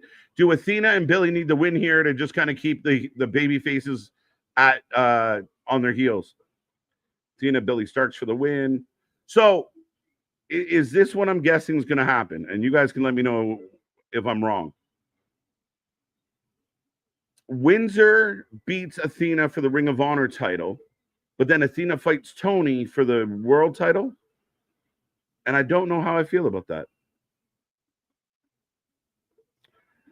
I don't understand why the world title doesn't main event. It's fucking weird. Where's my buddy? Where is he?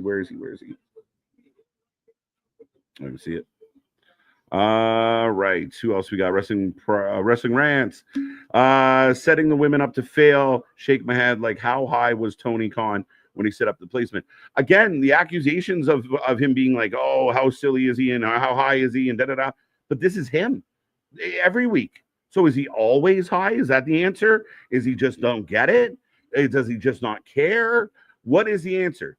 As far as I'm concerned, you either don't care or you're too dumb to care. It's one of the two.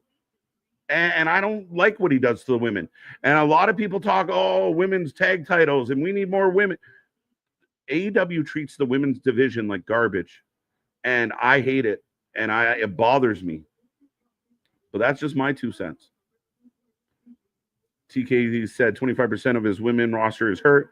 Yeah, how do you hurt 25% of your roster? I would really like to see Mello with R-Truth. I like that a lot, Dan. I actually like that.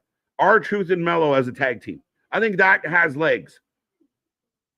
Mello don't even wear Dre chain anymore, right? He should be. Again, could Carmelo be like this generation's like Ray, the little guy that finds a way to win? Sure. I just don't know what you do with him yet. Mello was Black Gargano. Fair enough. Mello takes Dom Mysterio's spot, technically. Yeah, you want to give me like a Carmelo Hayes versus AJ Styles for the IC title? I think that works. I can go with that. Trick Williams is a bigger star. Not yet, but I do think he's got more potential and more upside. His in-ring, though. Carmelo's better in-ring. I want to be clear about that. Do you think Bayley needs to talk to John Cena for SummerSlam WWE Universe? No, Bayley's just got to get her shit together. I feel like the promo she gave the other night, as we are in picture, folks, but the promo she gave the other night is leading in. I don't think Melo's lack of size hurts him. I think it can. Right? Like, I mean, again, in one company, the little guys win all the time, but Drew McIntyre getting smacked around by Melo doesn't seem like a great idea. Can he overcome it because he's super athletic? Yes. And don't get me wrong, I like Melo. I do.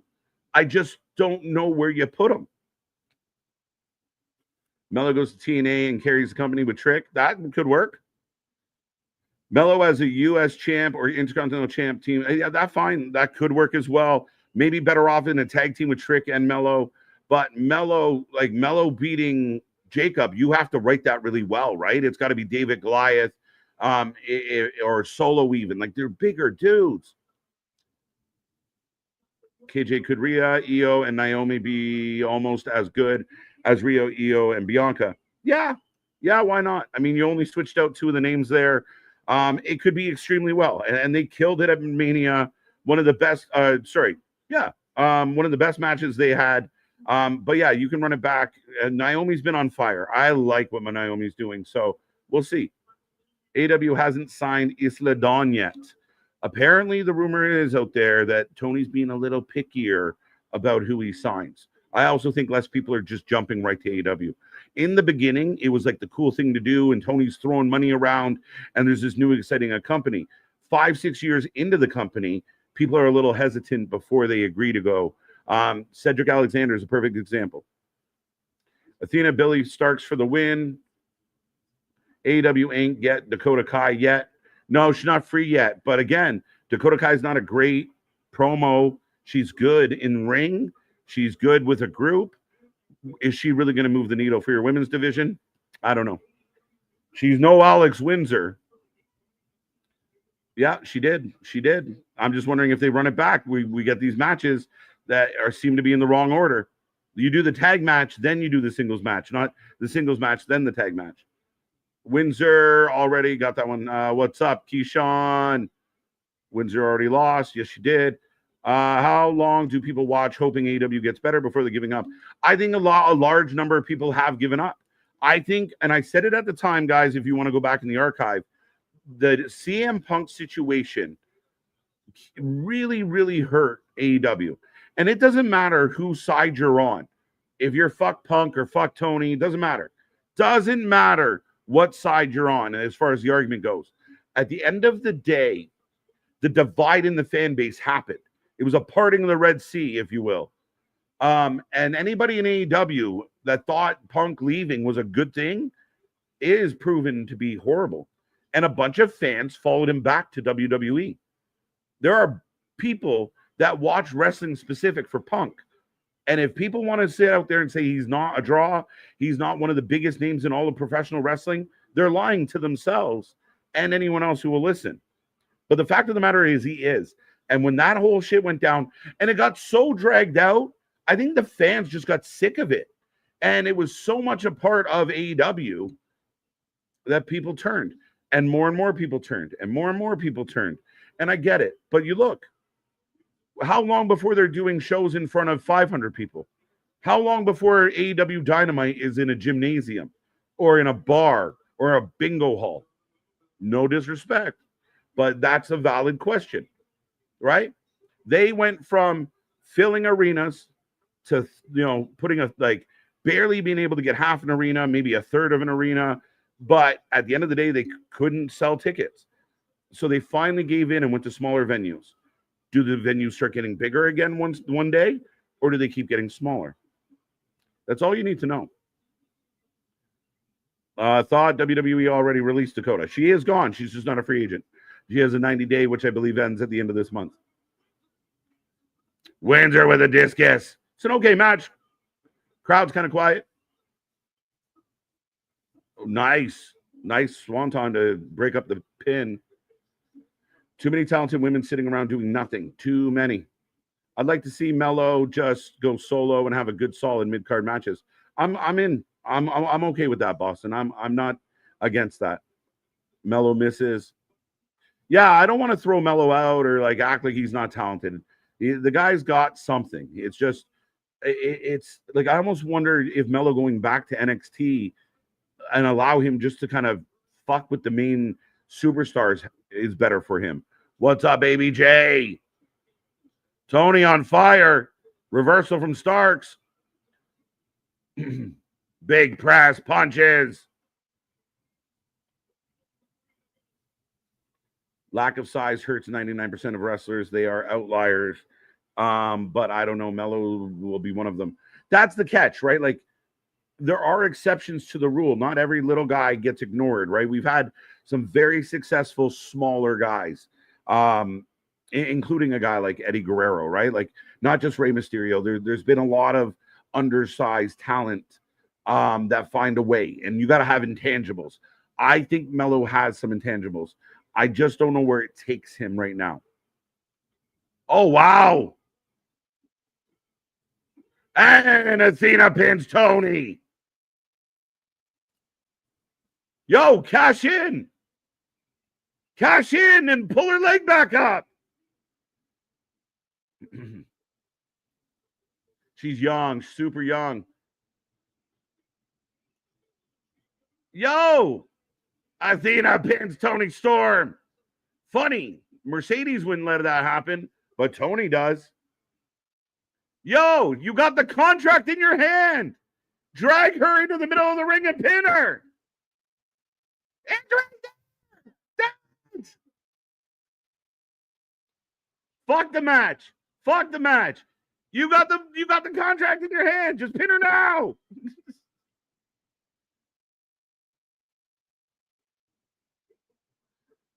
Do you think your Blue Jays make a trade before deadline? I think they need to.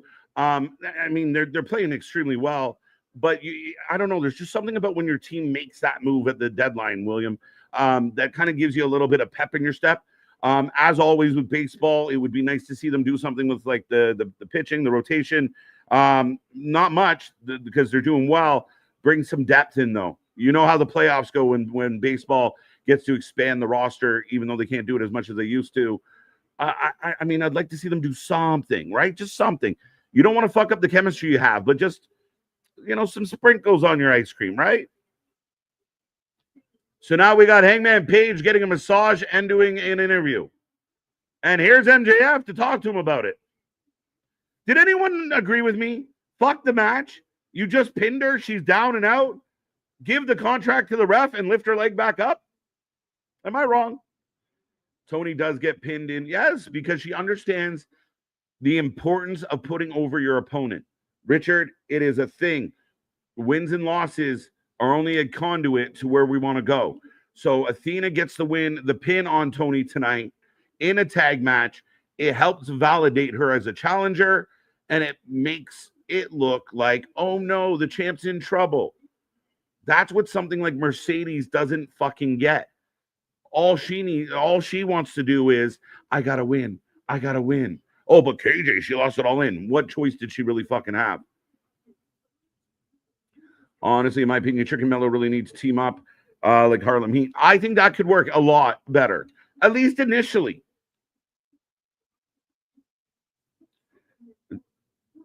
She had Tony. Right? Am I wrong? Like, am I crazy? I thought it was a slam dunk. She's already out. Pick her up, drop her on her head again, and just new champ. Even if you fight her whenever, then now you're the champ. You defend against Tony. Shock the world. Tony Khan, have balls. Have some balls, some nagas, some marbos. Do something to surprise us. So MJF and Adam Page have a heated exchange. Again, I thought we were getting more from MJF tonight. Apparently not. And apparently up next is our main event. Time is it? We got 14 minutes on the clock. And I can't even find the fucking graphic. There it is.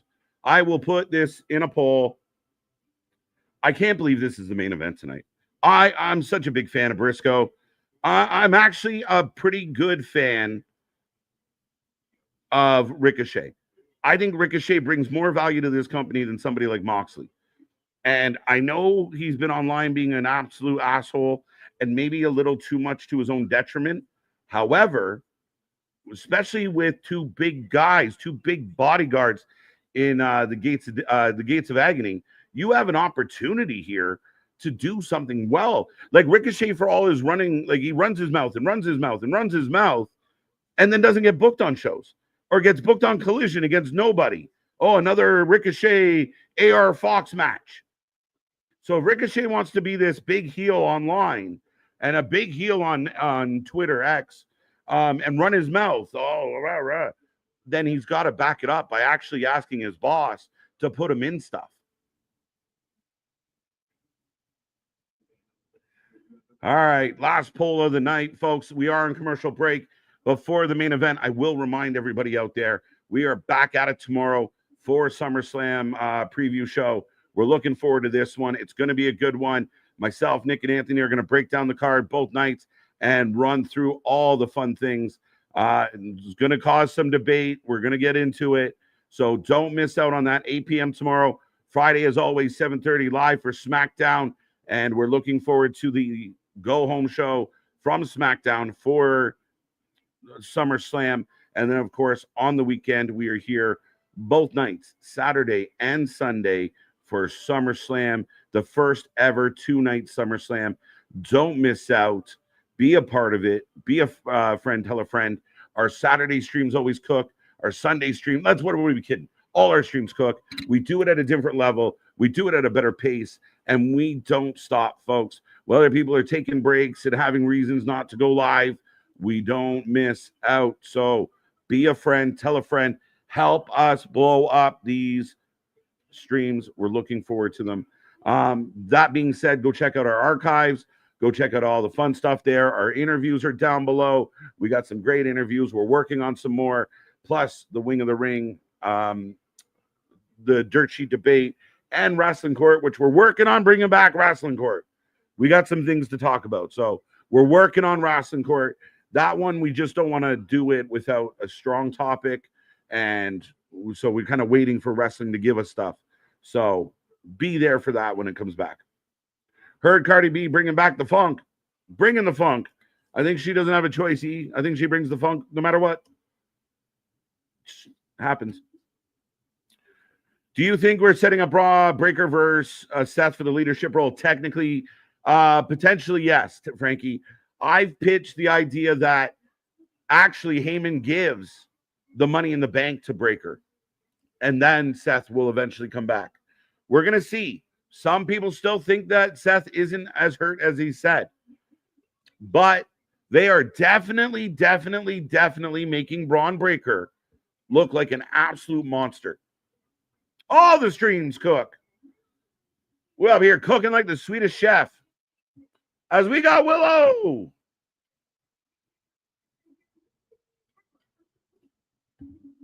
Oh, it's their last night here. So I was wrong. I thought they were here for 6 shows. It's 6 shows between Dynamite and Collision. So they did 6 shows here. I think I'm correct now.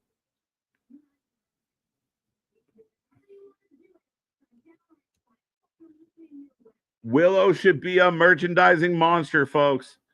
This is another woman that is just, again, a lady that gets reactions from your fan base. And she's making a challenge for Thursday Collision. And Alex Windsor out here running around because of who she's associated with. TK needs to ban the agonies of defeat. As here comes Ricochet. Braun Breaker, man, that dude can spear people in half. Again, the double spear this week. He's tweaking out now. That's a new element to him. Over under. She just come out without a top on, bro. It might be like all the shit. Fuck it. Who knows what that lady's gonna do? Braun Breaker, man, that dude can spare. I got that one already. Steiner math may work out. Yeah. Cardi B is, yeah, she very is. And again, when the puppies are a little hard to control. Willow and Thekla on Collision, yes. So again, Thekla was this big signing. She's a big deal, and she's so dangerous. So you put her on probation, and why is she not involved in more important shit? I don't know. What is this, Willow? I love Willow. I won't say anything bad about Willow. Stark isn't ready for TV. Nah, she's like 19, 20. I think she's from Louisville, Kentucky. She's a good little indie wrestler. Again, when you have to develop, you have to learn, you have to train. And I'm not saying that she doesn't. I feel like you get AEW money and then you just wait to work your matches. And then it turns out bad for the company. But I love Willow. Decent promo for sure. MDB is pissed. Willow re-signed. Yeah, I don't know why she re-signed. I really don't. I think this lady could make so much money elsewhere. Willow has such great charisma. She deserves better booking. She's another lady that the fans really, really react to. Ricochet flipping off Briscoe's chest. Follows it with a couple fake kicks. Oh, Briscoe. Jump up in Zaguri. Briscoe, 57%. Ricochet, 43%. I'm going Ricochet on this one. I admit, I've been very unfocused on the show since the world title match. Can you blame me? Cardi and Zelina Vega versus Chelsea Green and Hervis. I fucking hope not. Cardi B does not need to wrestle. Cardi B does not need to be in the ring. And I know people are going to say, but Jelly Roll, if you told me that Cardi B has been down in Florida at the Performance Center for the last 2 months training, I'll let her have her match. However, I don't think that's the case. And MDB already pointed out, you're going to have to fucking duct tape the puppies down to keep them in the top. How do you feel about Carmelo to TNA? I think you'd be fine, Lee. I appreciate you being here. But I think Carmelo working some TNA stuff doesn't hurt him, right? And maybe that's where you set up a really cool thing. Like, you do have guys like Moose that you could have Carmelo kind of play that David Goliath role with. Willow for future world champion. I don't know if we'll ever see that again. I feel bad for Willow because they gave her the TBS belt just so she could drop it to Mercedes. And Willow is a bigger draw, better in the ring, and overall more entertaining than Mercedes. And she got fucked on the deal. Crowd's pretty quiet right now. Why is Ricochet wearing thigh garters? You got to make them cheeks stand out, bro. Let's go. Mark Briscoe for the win. I highly doubt it. I believe if done right, Rico could be popular like he was in Lucha Underground. Frankie, I agree with you. And I actually think Ricochet could be a really good heel. I just don't. Here comes Andrew Ricochet Tate. That might be your best comment of the night, sir. But I think there's potential with Ricochet. The problem is if you run your mouth and it doesn't lead to anything, you're just a guy running your mouth. And we all know people that just run their mouth and you just tune them out. Like if Ricochet runs his mouth, but then it leads to something then you're like, okay, but it hasn't. He, a bit of a feud with Swerve, stupid gold scissors. And now you've been in, collision matches. Yeah, you're getting a main event tonight, but does anyone feel like this is the main event tonight? 5 to go now. So I'm only 2 minutes behind the chat. That's good. I think the right mentorship and the right training, I think she could improve. I completely agree. Again, I mean, you look at good young talent, and I think Fletcher, Nick Wayne can go. But all we saw was dopey Nick Wayne so far. But I've watched Nick Wayne have phenomenal matches. We've covered them on this channel. Him and the East West Express had phenomenal things. The J Cup, the Jersey J Cup, great matches. He can go. Jordan Oliver can go. Why didn't these guys just come out at the same time?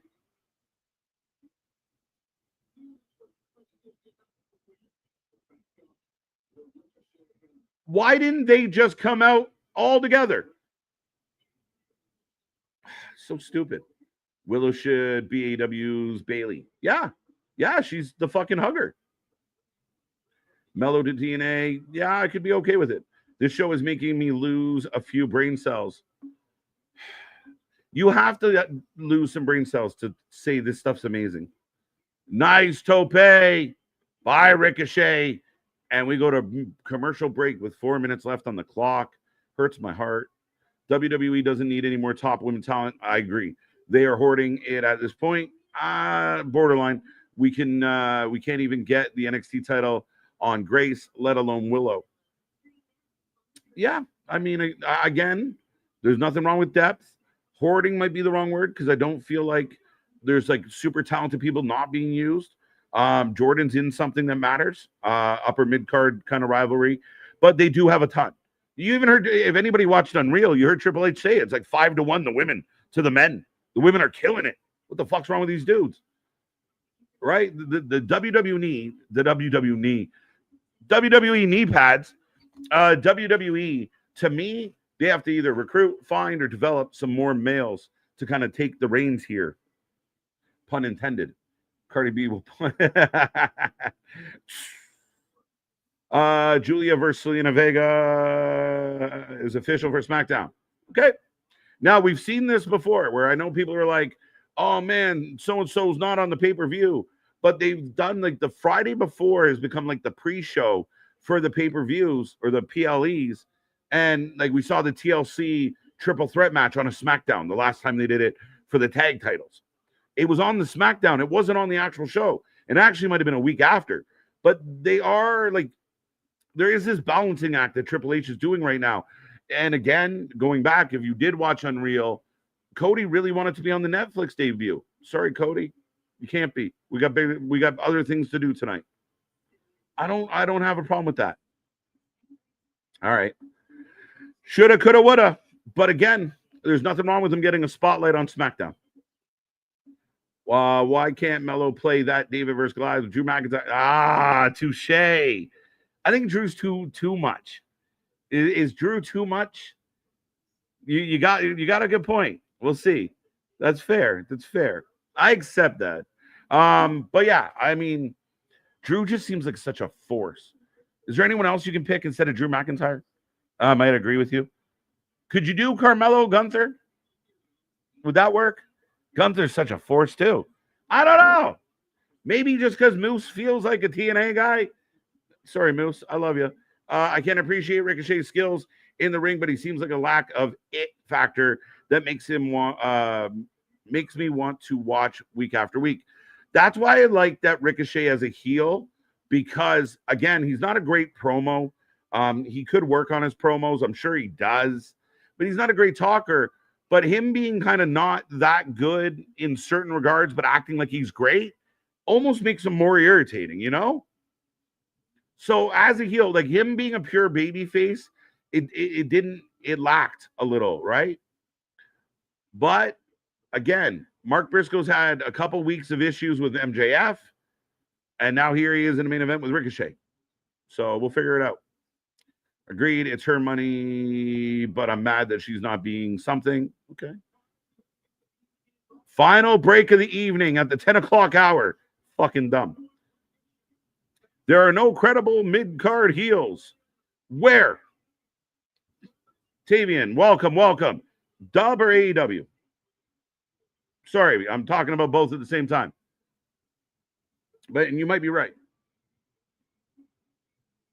Ricochet goes to the chair. Ref grabs it. Roll up. I still hope Julia gets a SummerSlam open challenge. I'd be down for it. I wouldn't hold my breath, though. Again, not everybody gets to be on pay-per-views. And I like the approach of Triple H that not everybody gets to be on the big shows. I think it should be earned. I think it should be special. And I think that there's a rhyme and reason to who gets on and who doesn't. And this whole idea of a participation medal and extra multi-people matches and battle royals just to say that you got everybody on the show. I'd rather Julia have an amazing match on SmackDown at this point in her career and be on next year's SummerSlam or be at Survivor Series, you know? Briscoe to the floor as Tio Leona. Is that David Duchovny's wife? Willow should be the equivalent of the Hugger Bailey with her pops. Again, Tony books who he likes, not what the fans are cheering for. Ricochet needs Samantha as his valet. It probably would help. She could probably do the talking and make him even more irritating. Shooting star press. And again, I watched every second of Lucha Underground, and I loved Ricochet there. WWE, no worries, sir. I just bouncing all over the place like a bouncy ball. Yeah, I think it depends on how you look at it, right? Because as it stands right now, you got Alistair and Damian, you got Drew McIntyre, you got Jacob, you got Solo. That's on SmackDown. Raw maybe lacking a little bit in the mid card. You got Dom, AJ Styles going after Dom, but I think it doesn't feel super strong. So I do agree with that. I do feel like on the men's side of things, I think the women are doing okay. There's plenty of women that you can book. You got women like Chelsea Green killing the mid card. Vega's in the mix. Julia's now there. But yeah, I think there's some mid card guys, but I think we still view them as main event guys, even though they've kind of been pushed down the card a little bit. I do think that's partly the John Cena factor. 3 days. 3 days. 2 more sleeps. I lied. 3. I'm fucking terrible at this. Ricochet needs Samantha. I like that. Overtime now. Yeah. So we're going 3 minutes. As we get the chair spot over the top. Oh. The fans are cheering. Fun match. See, this match is an entertaining match, but the fact that we are seeing it as the main event when it was an AEW title match makes me not like it. Tony, what the fuck, dude? And again, I think we've seen this match, you know? And how many times have you seen Briscoe put the chair down and jump off it? I've seen that a lot. I like this match. I just don't like it in your main event. I agree with you on that completely. If Ricochet loses his match, then it's backwards booking. Ricochet won the ambulance match. Yeah, again, another example of you do a fucking blow-off match and then 2 weeks later run it back as a regular match. Big clothesline by Briscoe. Runtime in effect. Where are we at now? 4 minutes over. Poor Julia Hart getting pushed around. She has talent and her faction sucks. Maybe her faction has some potential, though, as Briscoe gets fucked with again. So this match is allowed outside interference. Do you get the stupidity of it all? 2. And I know that this is not entertaining people because the bulk of the chat has been about WWE for the last 15 minutes. Mellow Profits killing it. Yeah. Slap that bald head. I love that spot. Ricochet was his best as Prince Puma with Conan as perfect. Bring in Samantha, bring in somebody, bring in Conan. I know they don't like Conan anymore, but again, I think if Ricochet had a mouthpiece, it would work. As here comes Brody King and Bandito. And the gates are getting chucked. The gates of agony getting, I think it's Brodindo? What the fuck? Yeah. I think if Jade was to win a title, she could have a run and a lengthy run like Gunther and Roman. Yeah, Jade's a star. Wow, the ref had to do Shark Boy to avoid counting 3. But 2 count, big kick. A great match by two guys I like watching wrestle. I want to see Kiana James on. Yes, let's go. I do too. Oh, slides down, big kick. Miro, Sheamus, Dom, Waller. Yeah, again, it falls a little light on the Raw brand for sure. Jay Driller. And Mark Briscoe takes the W.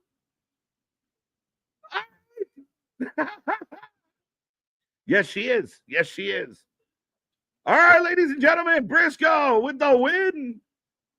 I'm so confused. Brody King just said, F you, buddy. Bandito and Brody King. Yeah, they're calling them Brodindo. I think. I don't know. That doesn't just roll off the tongue. Bro Diddy. Are they at a big TV on it? We've been asking this for 3 weeks. Briscoe calling out MJF. This is where it gets confusing. Why are Brody? Yeah, they're apparently working together, Richard, and they're friends, and they're helping Mark Briscoe. Why? Nobody fucking knows. Poor Ricochet. Again, the man goes on the internet and runs his mouth, and now he just gets fucking beat. It was a good match, though. I don't get it.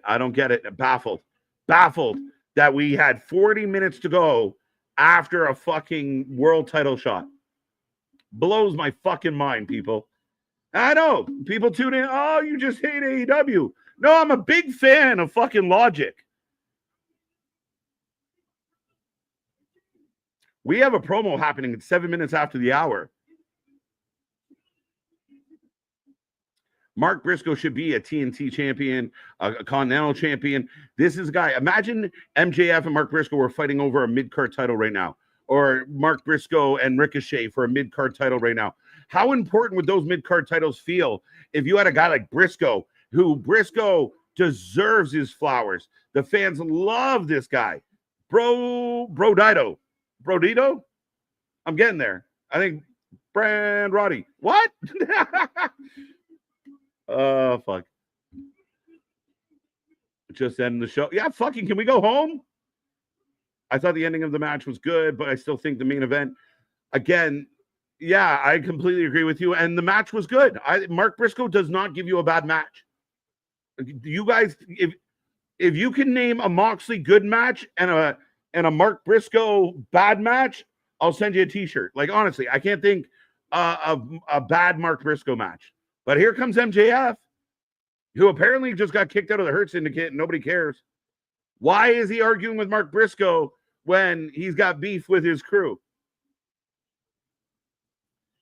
He's going to get jumped from behind. The camera angle will tell you that. No, maybe not. Bro diggity.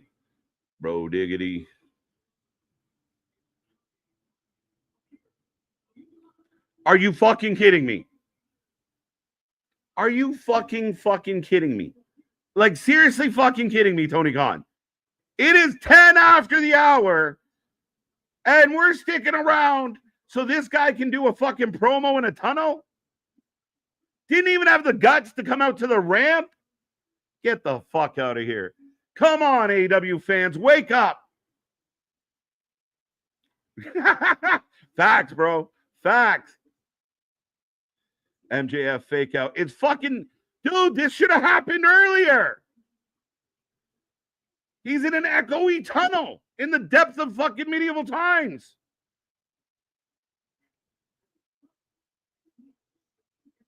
I agree, Denisha. How does Ricochet get over as a heel if he never gets over? He never finds a way to fuck people over. He just loses. Lost to Swerve, loses to Briscoe. Beat Briscoe in an ambulance. 2 weeks later, we give it back. Like, I agree with you. Oh, there he is. That's better. My God, this man's killing me. But the show won't stop. Why is this happening? It's still early, but I think the crowds are reacting to Mariah like how people thought after her win, 0 pop. I don't think they heard 1 clap. The Blake Monroe stuff was not good this week. There's no defending it. It just was not done well. We'll see where it goes. What is this? Why is this now?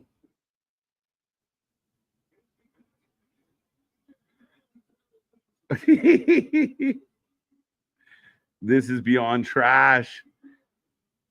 I don't get Tony Khan. I don't. Why? Why are we going 15 minutes over for this shit? Here's the cowardly heel. He's supposed to be kind of like that. I get it. Look, he popped out again. I'm only mad that it's an overrun for the guy, but it ended up Hangman. Him in the tunnel sucked. Him coming out finally, yes, this could have been an email.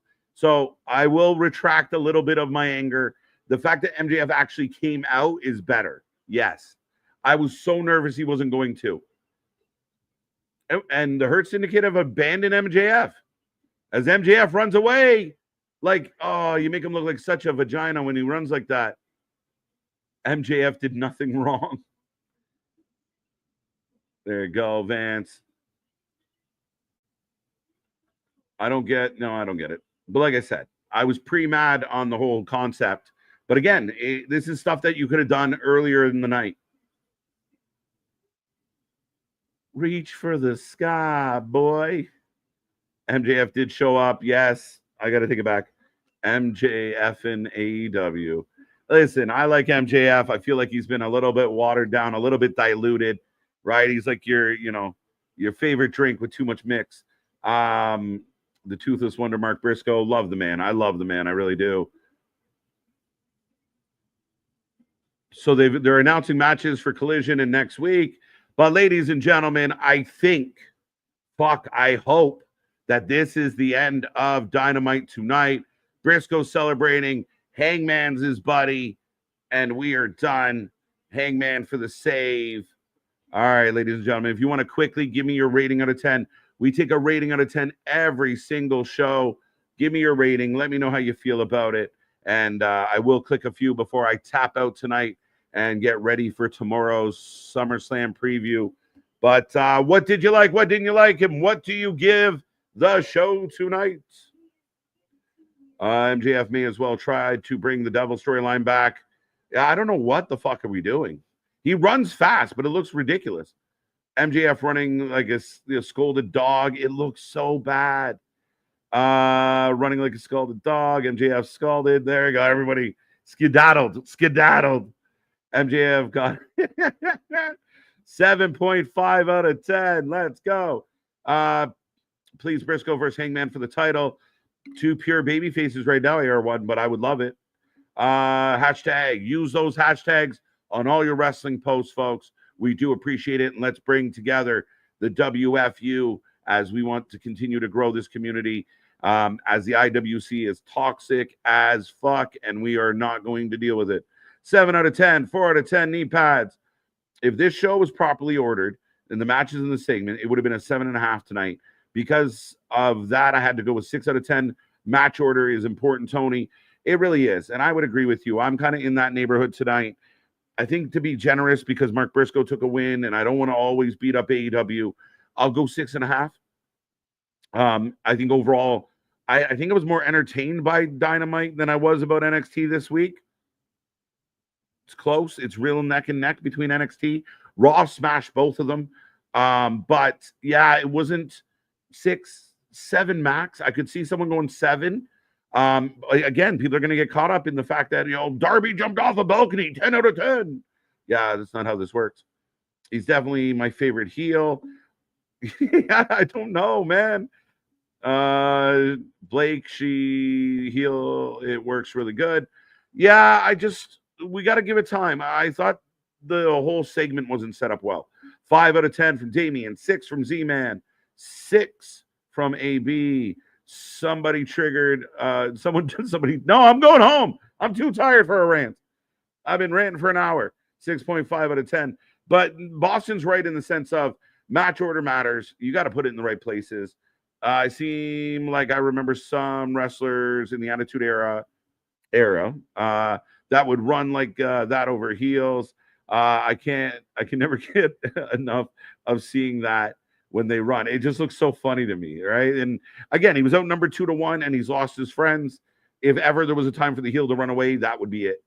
6.5, good wrestling, but the matches were in the wrong order. 6 out of 10, Chicago Street Fight tomorrow at Collision.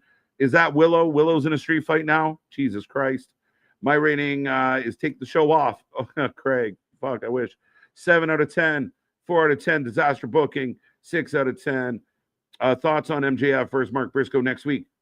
Again, I think it should have happened this week.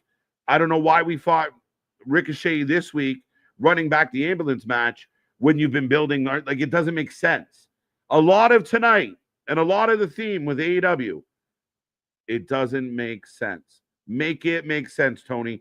Put things in the right places. Really sit down and somebody, you got to work on continuity. You got to work on consistency. You know, you have a world title match. Everybody banned from ringside. Well, somebody showed up. No punishment. You have a main event tonight. People showed up at ringside. I guess it's allowed. Like, are run-ins ever allowed? Like, what do you mean? What are we doing? Make it make sense. I'm out. Bye, Mega. Get the belt off Hangman and put it on Max. I don't know. I think the fan base might be upset about that. I got Twisted. I can't wait to watch season 2. Ronin. Twisted Metal is going to be fun. My favorite moment in wrestling history. We'll come back. But thank you. Lee, 6.1. Fair. If this was ordered right, I agree with you. If the world title match was the main event and they cleaned up a couple of the stupid spots, i.e. Moxley not selling anything, the show is much better. But it didn't make sense, and I feel bad for the women. 4 out of 10. Seeing MJF just got mad, and why the fuck it hurts. Again, it took him 2 months to get in the group and 1 day to get him out. I enjoy Blake heel run. It's early, Denisha, and I'm still a Blake supporter. But if we're being fair and being unbiased, that segment with her last night did not go well. Pinnacle coming soon. Oh God, unless it's Hammerstone and the old crew from MLW. Willow and Goldust versus Kyle Fletcher. They're fucking hell. I need Willow to make me a baked mac and cheese. All right, ladies and gentlemen, 9 from Jordan. Might be a little too high for my blood, but 9's a little high. Ladies and gentlemen, I appreciate everyone for being here tonight. Thank you for tuning into any of our shows and all of our shows. If you do, we are back tomorrow, like I said, 8 p.m.